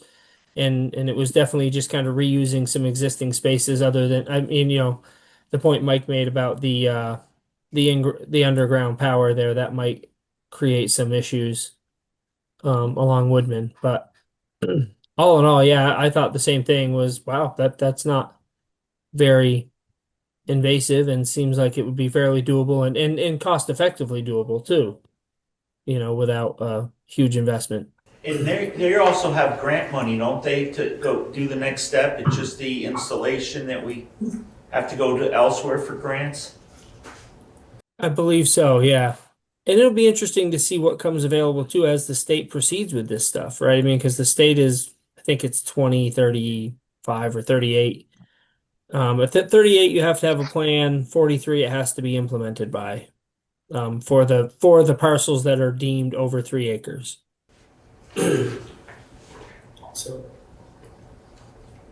So we can discuss this till I'm like in my 80s, huh? Buddy, we're keeping you here forever. So do we need to make a motion? Can I ask a question? Oh, yeah, I'm sorry. What is what is a rain garden exactly? Well, it's like a rainforest, but it's just. Is there gonna be standing water there? It could be. So is it gonna increase like, Detention pond. Right. like I know I don't want standing water on my property ever. So is it going, is it Just gonna wait till you like, have to do a stormwater plan. Basically, Meredith, it's like a filtration thing. They have plants, they have stones there, and it's meant to like slow the water filtration down when the rain comes. So is it gonna increase like mosquitoes and ticks and, maybe not ticks, but things that are attracted to standing water? I don't think so. I mean, I think that's the point of that they all seem like they're around the different drains. I would have to assume all the culverts would have to be replaced, upsized, and also lowered in depth because obviously, so we're gonna have to dig. Well, we're not Yeah. voting to do You it. can dig. We're voting to I trust you. To let them move forward to give us a better plan. But I also will say, like, the point of the rain garden, so everything that comes down the roof, the salt that's on the blacktop, the dirt that gets spread, all that, it's supposed to catch all the sediment and the silt from going across the road and into the woods, rather catch the silt in the rain garden and then usher it to the woods. And then And I clean the think, but I rain. think from what I understood from her when I went on this tour, that the roof, all that stuff is going this way, and these are only for the parking lot. For the parking lots, yeah. But Which is where they're concerned, because if, your car leaks oil, or, we actually had a car burn up in front of the building. I heard one about time. that. I would still put grass seed on the work road going to the solar panels. I never have to worry about this. Yeah, we're not responsible for solar panels. I know, but it's on our dime. So I think what we could do, no, it's not on our dime. Well, it's on our square footage. It's right, it's part of our. So that's. It's part of the reason, Yeah. it's part of the Right. calculation of this. Yeah. But we also get lots of money from it every year. Remember, we're getting 15% lower electric bills. Plant the grass. Okay. Anyways, can we get a motion to move on to authorize Greg to move forward to design? So moved. Do we have a second to that motion? Second. Dwight seconds, Kate moved. Is there any more discussion, folks?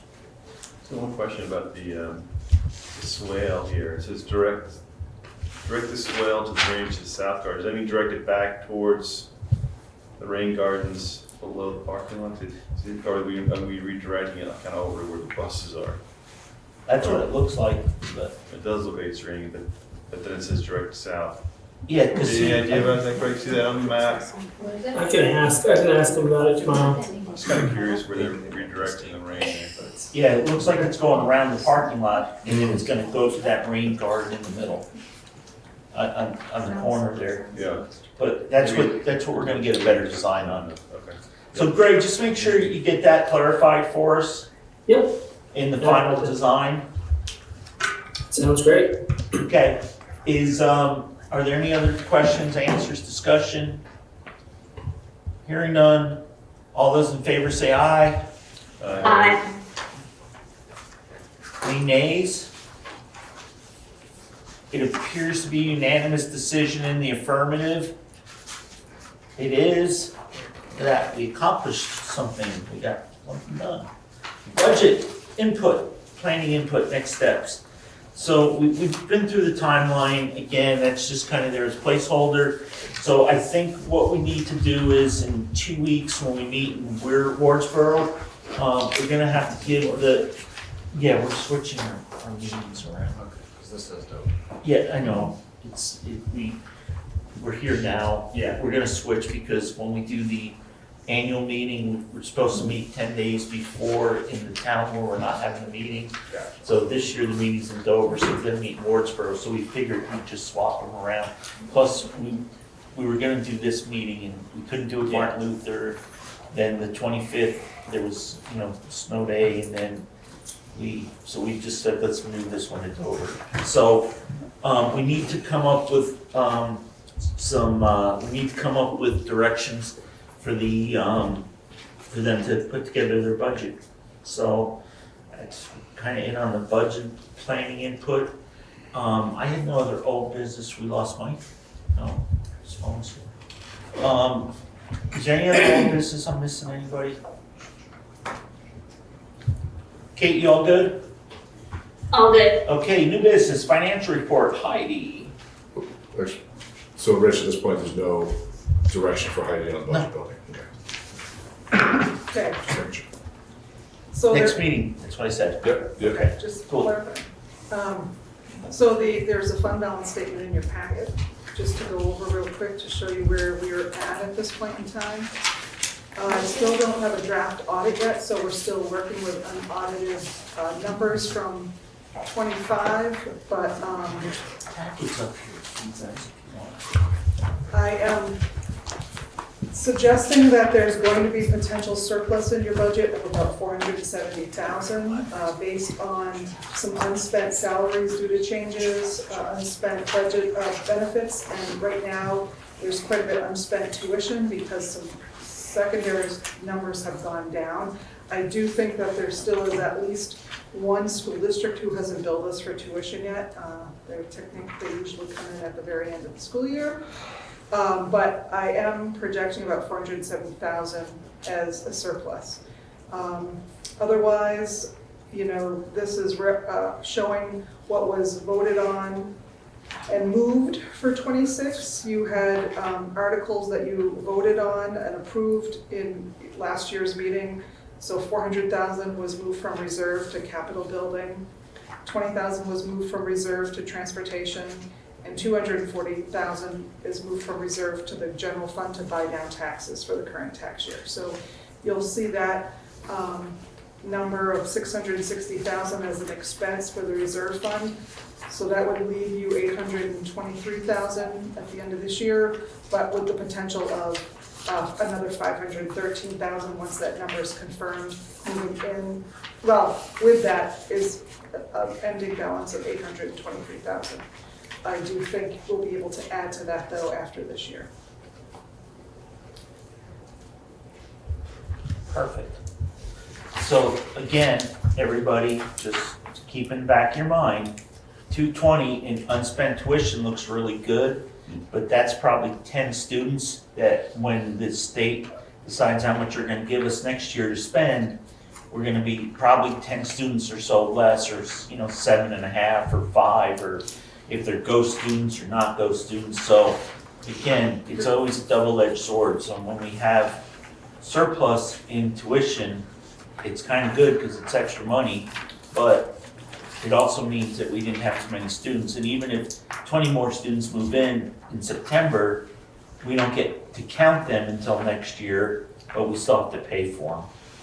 Yes, so that's why we always keep money in a fund balance, so that we have money to pay for them should they move in, so we don't have to borrow and pay interest. Your long-term weighted ADM did go down Oh, substantially sure. from last year. It's a 2-year rolling average, so just, yes. But again, we don't know, they found $72 billion extra in the governor's, Sure they did. in the budget, the budget, makeup, I forget what they call it, when they vote a new budget in the middle, so he's gonna use some of that to buy down education again, and again, that's why we don't get too nervous until they get a little closer to spring. Any questions on Heidi's financials? So this is good news, it's better than coming to tell us that we're 600 over budget. You're in a really good spot right now.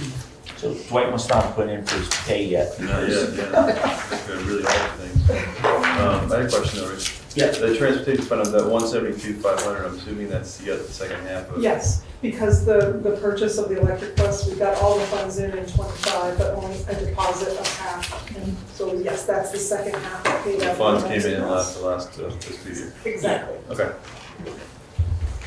Electric Avenue bus, which is performing wonderfully. Is it still I running don't during know. the So storm? runs. Heidi, Tracy. Tracy, is the Electric Avenue bus still running? It runs, it just can't run when it's cold because it dies. Right. Yes, the range decreases.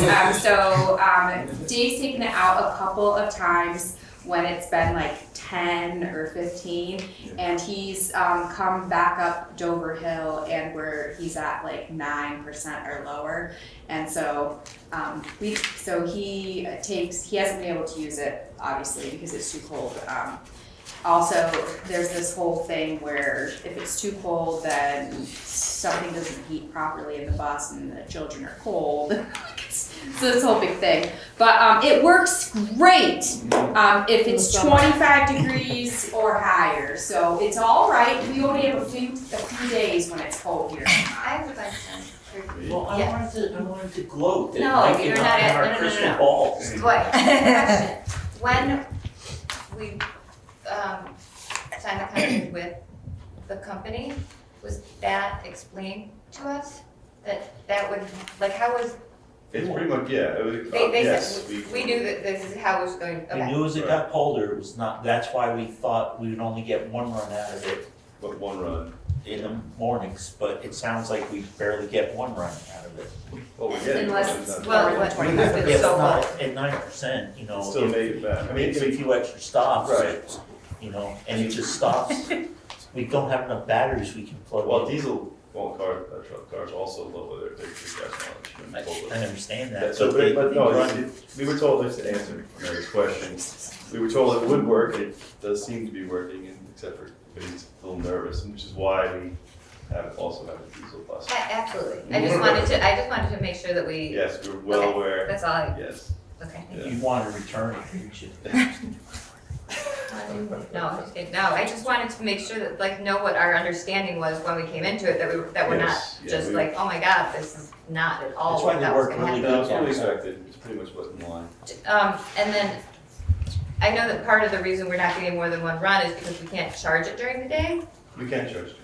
We can't because we have to charge it on the only place where they have a blacktop for the kids, so he can't charge it there because the kids have the playground there. So my question is, if we are gonna keep going this direction, do we eventually want to have it able to be charged where all buses are parked, so it's not on the playground? That's new to me, it was my understanding that we could charge it between runs, but. We can. He moves it. Right now, it's just a permanent fixture next to the building because we can't. Yeah. But yes, he will. So when it's warm out, he just parks it down below, and then when recess is over, he brings it back up and charges it. Greg's gonna add to this lovely conversation. Greg says hand it. Yeah. Go ahead, Greg, add to this lovely conversation. I would love to. I would love to. So the other, we've had a couple of issues with that. We also had an issue with the with the memory that needed to be reflashed, which will be done in the spring. We didn't. Dave was a little nervous to drive it as far as it needed to be driven to get the flash done until it got warmer. But it wasn't picking up the regenerative braking until it was down to like 75%. And so that will be rectified as well. And yes, so we've had days where when it is above 25 though, Dave has used it for the afternoon run instead of the morning run. So he has definitely made efforts to be using it, but he's obviously erring on the side of caution. So and in their defense, the company has been pretty responsive as we've reached out to them too. So we're working on it. I mean, I would say not that we didn't expect this because we didn't know, right? But I also think that what we did know was that we were kind of playing guinea pig in a way, and that we were in a great position to do so because we have the diesel bus. So it's what many of us maybe thought was going to happen when we would tell that, when they would sell you this thing and say, oh, well, it works just fine. You say, but does it work well in Dover? Right? Like that, there is a difference. I mean, you all definitely are a few degrees cooler than many parts of Vermont. So, so it's been good. It's a learning curve and we're getting there, but when it's functioned really well. When the weather has been good, it's been really good. I mean, there was a day that Dave took it for the morning run and took, I think it was the Wardsboro kids to an apple orchard all on one charge. So there were times where it was really solid as well. So it's beneficial, and every day that we do get to run it, it is saving us money. So Greg, just explain the reprogramming, because Meredith was questioning that. Okay, so the flash was basically, it's a giant computer inside this thing, right? And so there was something going on with it where it needed to basically be rebooted, and which has to happen at a maintenance shop for them to hook their computer up to it to kind of reflash the memory to reprogram it, type of thing. Like an update, pretty much. And so that will happen. We can't drive it as far as the place is at this point. So you'll be able to get the regenerative braking up higher than 75%, because correct. I mean, Normally it's at 95. So we lost 20% of battery that normally, you think about it, when you're at the top of the hill, you're going down, and we regenerate power all the way down. We didn't get any of that the day that we ended at 9%. And that wasn't anything of Dave's doing. It was just the bus was having issues. He also, that same day, part of what was the issue with it was it wasn't heating, because it was also burning up, energy heating. And so it started to like shut down the heaters, and the kids were complaining of being cold, and he was he was really concerned. I mean, by the time he got back, he was like, I don't want to, I was not comfortable being that close to out of power again. Yeah, if it was the opposite, if we were going downhill at the end, then we probably would have been okay. Yeah, exactly. Right. But then, not only did you lose that at the beginning, and then your last trip back is just straight uphill. So, there was definitely a moment where he was a little worried about how quick that last percentages would go out. So no, it's better safe than sorry, because if it does die, I mean, you can't pull it with anything. It's got to, Right. Yeah. So that, I think Dave should be commended for using good judgment. And, we knew it was going to be a learning experience, and we knew there was going to be some fun times. And Mike and I were just hoping that we get to pick on y'all. Yeah. Well, Dwight knows a guy that specializes in battery power. I do. Down there on 100. I do have a question on it. Does it have air brakes? Or are they electric brakes? If he runs out of battery, going downhill. I think it of course. Is it air? Or is it air brakes? I believe it is air brakes. So the way the regenerative works is the regenerative is in place unless he hits the brakes. As soon as he taps the brakes, it actually kicks the regenerative off. So then he's fully on his brakes. So yes, I believe it has air brakes. I believe that was part of the spec. Okay, so it's standard brakes. Yeah, so as standard brakes, it just, ideally, if the regenerative is working, you're not really using the brakes. And I will say, when we test drove that thing going down Dover Hill, when that regenerative braking kicked on, you knew it. There was no doubt riding in the bus that it happened. I mean, but the way to combat that, which feels weird, is you actually combat it by feathering the gas rather than the brake. And so that's what he meant when he said things like, you got to get used to driving it, because you kind of go slower and you feather the gas and you let the brake kind of kick in, as you're going, so that you don't get that jolt. I mean, that bus will stop itself going down the hill once you take your foot off the gas. It's a pretty fair amount of torque to slow the bus down. It preserves the brakes as well when using the regenerator, so you're not burning through them as quickly. Right. Okay, we all set up on the Electric Avenue bus. I think so. It wasn't Why were we here? I just asked. I was trying to figure it out. I don't know how we got here. We're on financial review. That wasn't my question. That's because we were talking about transportation. Okay. And We see it. we had to get our digs in. That might have been my fault. Thank No, you. that's fine. I wasn't sure why we were doing that. Okay. It's all Dwight's fault. It's always Dwight's fault. No, it was my fault. Okay. I'll take it.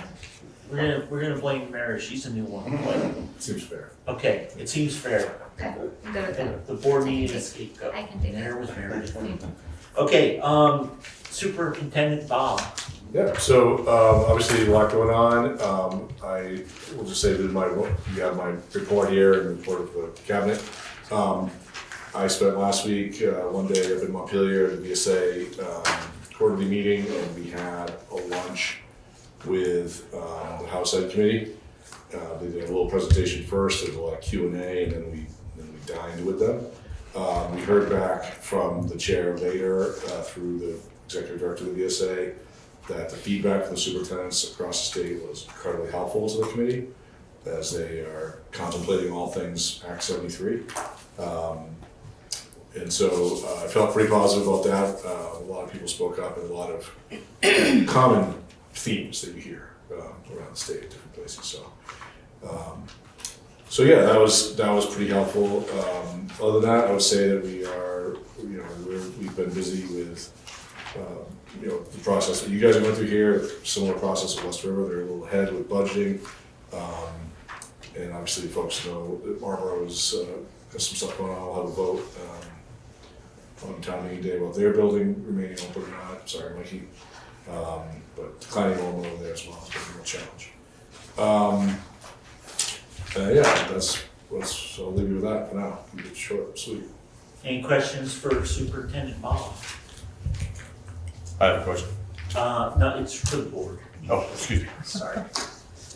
But if you have a question next time, you can ask it during the public session. Okay, boss? Thank you. You're welcome. You also call my office. I appreciate that. Or send him an email. Invite him out for. There you go. Maybe I'll write him a letter too, huh? Thank you, though. Guess what? It's strange having you both in the building at the same time. I know, it's really throwing me for a loop, but you get to go first, because you're. I get to go first because I'm a visitor. Because you're the away team. Gotcha. We finished up our winter benchmarking. We had data meetings scheduled for last Monday, but we had our snow day, so we had them today. So spent all day going through our data from fall to winter. We saw some nice results from having our math interventionists. We're seeing reds go to yellows and yellows going to green, and more green than anything else. And for those of you that don't know, green's good. Green's good. Green is good, so that's exciting. So I'm hoping to have some more concrete data for you when next time we meet. We just got an addition to our steam closet. They're called chomp saws. I know it sounds a little scary, but there's some pictures on the back of the agenda, and they're little saws that kids can cut cardboard with, like a real like a jigsaw. They can make little designs and everything, and the kids have loved it. We had kindergartners using it, first graders using it, making creations and getting ready for our winter carnival cardboard sled race. Let's see, what else? Our sixth grade class had a great fundraiser at Flatbread, so thank you to them. And I just picked up cross-country skis and boots for our whole school to add to our winter activities program for February and March, so we're really excited about that. And that's about it. We're learning a lot. We're doing learning walks here at Dover. Coming up on Friday, Tracy and I are participating, and AP from Leland Gray are doing a BK Leading Vermont for principals, so we're learning a lot of stuff there together, so that's a great time for us to collaborate.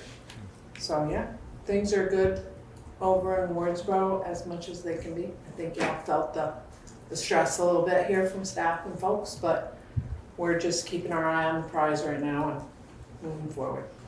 I'm stressing because I don't see a picture of your chomp saw, and I really want to play with one. How come you didn't bring it for us to try? You know what, next time you're in Wardsboro, we'll have them set up for you. Okay. Come a little early Is that a and, promise? sure, Okay. yeah, I'm really looking forward to that. they're very How cool. come they didn't have fun things like that in school when I was there? No, you can come to Wardsboro. Went to the ones, right? That's true. Any questions for the white team? You guys all good? Kate, you all good? Kate's gonna run down and play with it tomorrow. You guys good? I have a question, or maybe these guys online can help me. I saw a picture of one of our Wardsboro parents in the paper, Oh, Karina, and she's here today. Yep.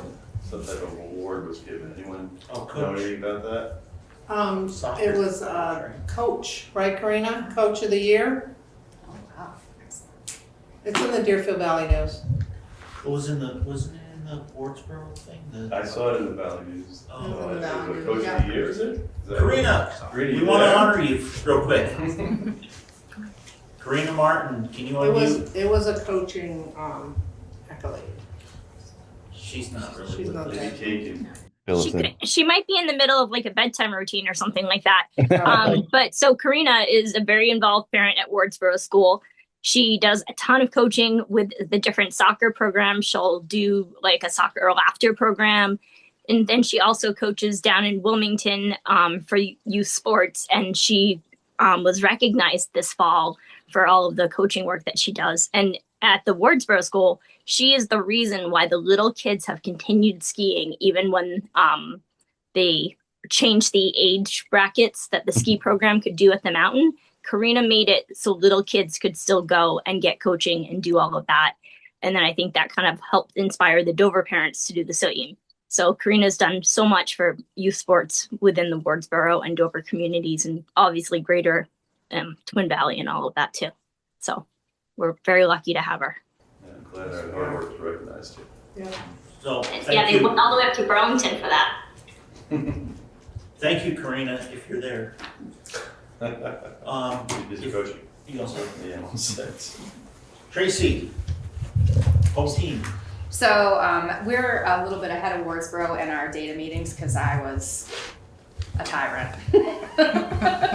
And I broke the mold and I made our director of curriculum move a little quicker. So I have some celebrations. So we are starting our round 3 tier 2 academic supports, and the data, we have a lot of green too, which I'm super excited about. So in math, grades 2 through 6, 66.7% of students are meeting the benchmark, which is 4% higher than what it was in fall. We do a daily reading fluency. All the teachers and grown-ups in the building have small groups to practice reading fluency at different levels. And that's grades 1 through 6, and we gained 10%. So we have 53% of students meeting the benchmark. And then our early numeracy percentages are 82% of students performed at or above the target benchmark. So super excited.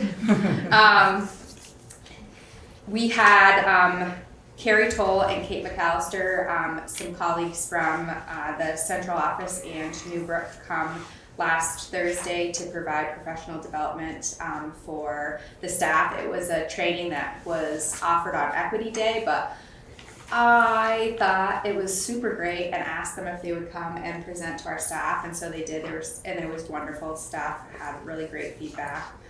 And then we are hosting learning walks on Friday. I'm nervous, excited about it. I think that it's a super great experience for teachers to get feedback from a variety of administrators across the SU, so I'm really excited about that. And then lastly, I'll end on, I should have started with this one. Our custodian resigned last week. So I have great grown-ups in this building. So we have been divvying up who takes out the trash, or actually puts it so that Dave can take it out. So we just pile it down there and Dave takes it out for us. We are switching up who like washes surfaces, and Greg is helping me find, we've got it posted, but Greg is thinking about switching it, and maybe we'll look at a cleaning service as opposed to hiring another person. So we have a service that's been using in the rest of the SU, and then we have a local company that have put, I don't know, bids in. I don't know the jargon, but so Greg's helping me with that to try to fill that void. And Kara Kane, who is a paraprofessional here in this building, had done some cleaning in the past for us, and she's pitching in a few hours after school to kind of clean bathrooms and things like that Dave and I can't get to during the day. So it's great. I made a great pizza lunch today. Takes a village. Yep. But, yeah. It's pretty good. It's great stuff here. And were you cooking today? I did cook lunch today.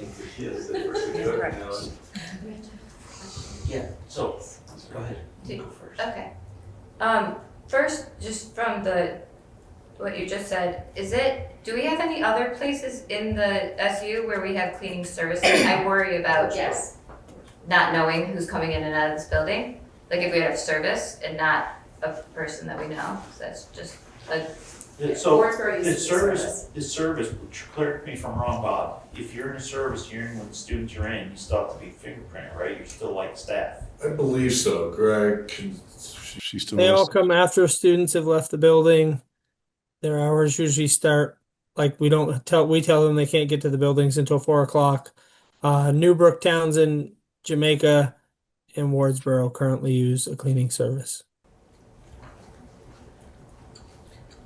So it just couldn't be while students are in the building. Correct. Although Yeah, we it's- purposely, that's- we don't want them in there then anyway, so. Yeah. Okay. Yeah, at this point, it's just taking the two proposals we have and trying to make sure that they're apples to apples. They're actually eerily close in price, so it's just want to make sure that it all looks right and that we know that we're going to get the building taken care of, and then we can compare that to where we're at with the budget, and if we can make it happen and go from there.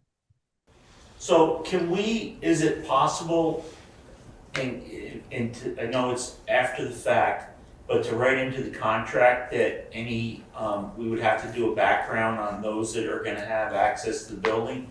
Because they're gonna have keys to get in and out, and I'm also concerned about who would have keys. Is that something we can add to the agreement?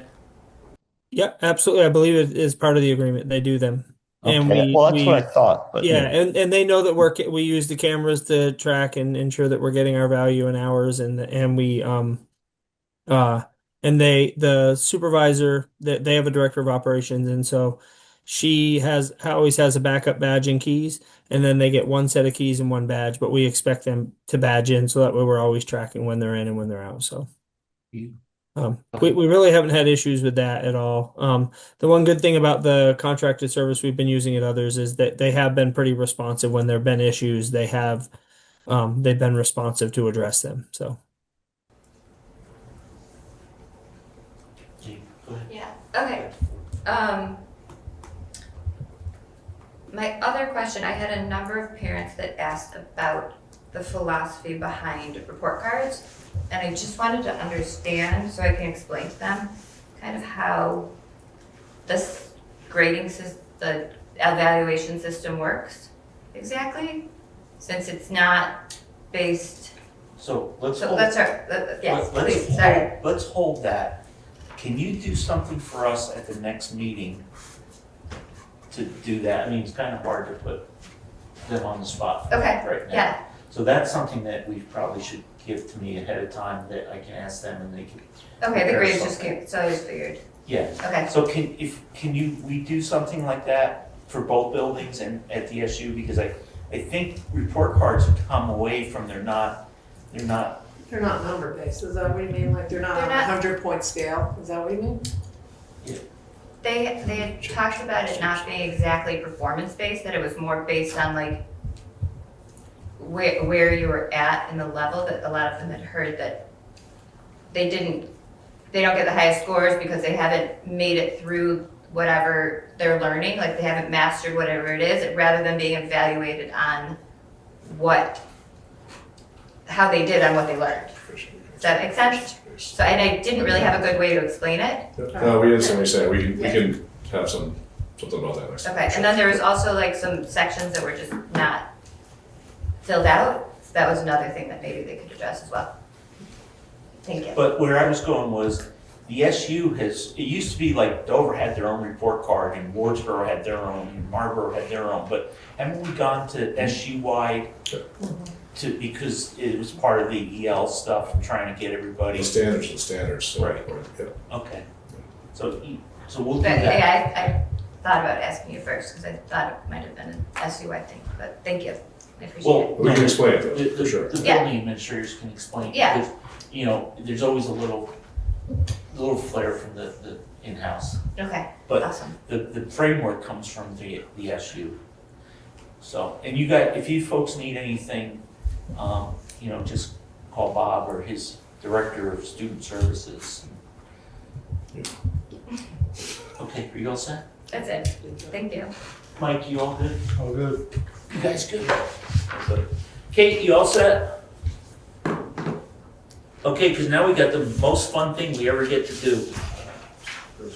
Group financials. I love spending $200,000 all in less than 2 minutes.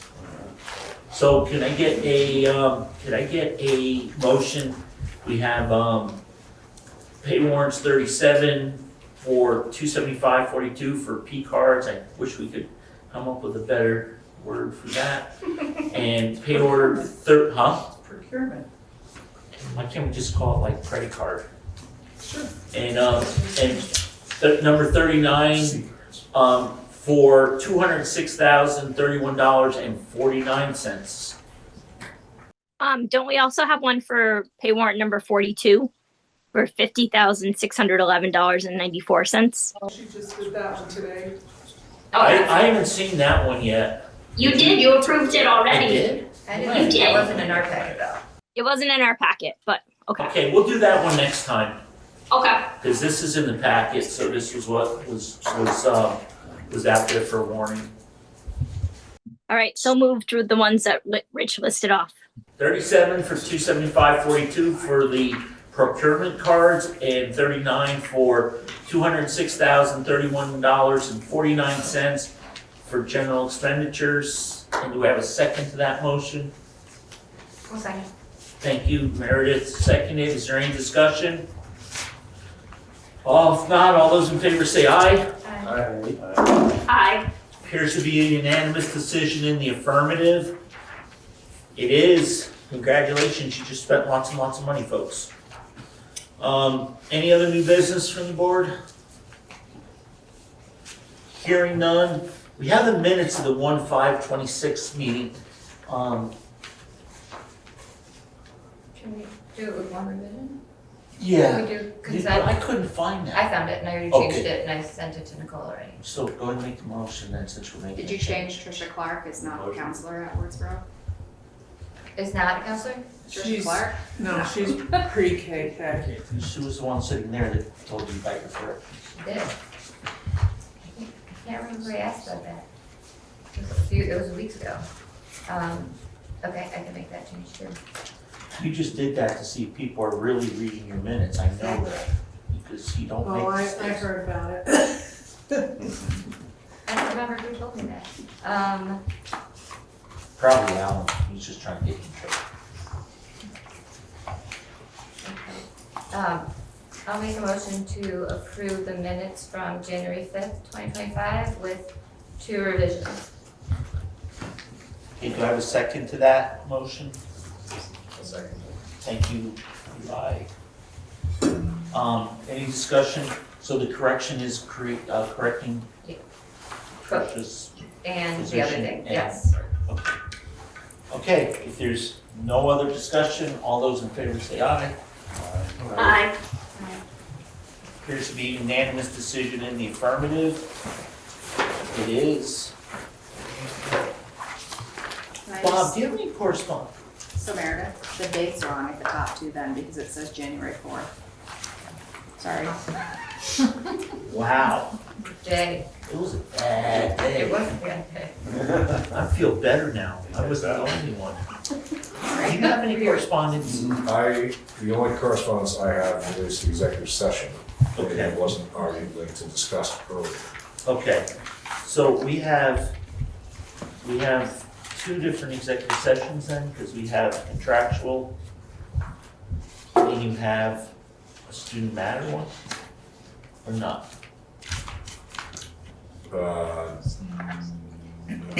Okay, so we have a contractual, an executive session for a contractual issue. So I need two motions, please. I move to find that premature general public knowledge would clearly place the public body or a person involved at a substantial disadvantage. Can I get a second to that, please? Second. Okay, Meredith seconded. Is there any discussion? Hearing none, all those in favor say aye. Aye. Okay, and then go ahead. Oh, appears to be unanimous decision in the affirmative. It is. I move to enter an executive session to discuss contract/labor negotiations under 1 VSA 313 1B. Second to that, please. Have a second. Is there any discussion? All those in favor say aye. Aye. Appears to be unanimous decision in the affirmative. It is. Let's move into executive session, but let's take 2 minutes.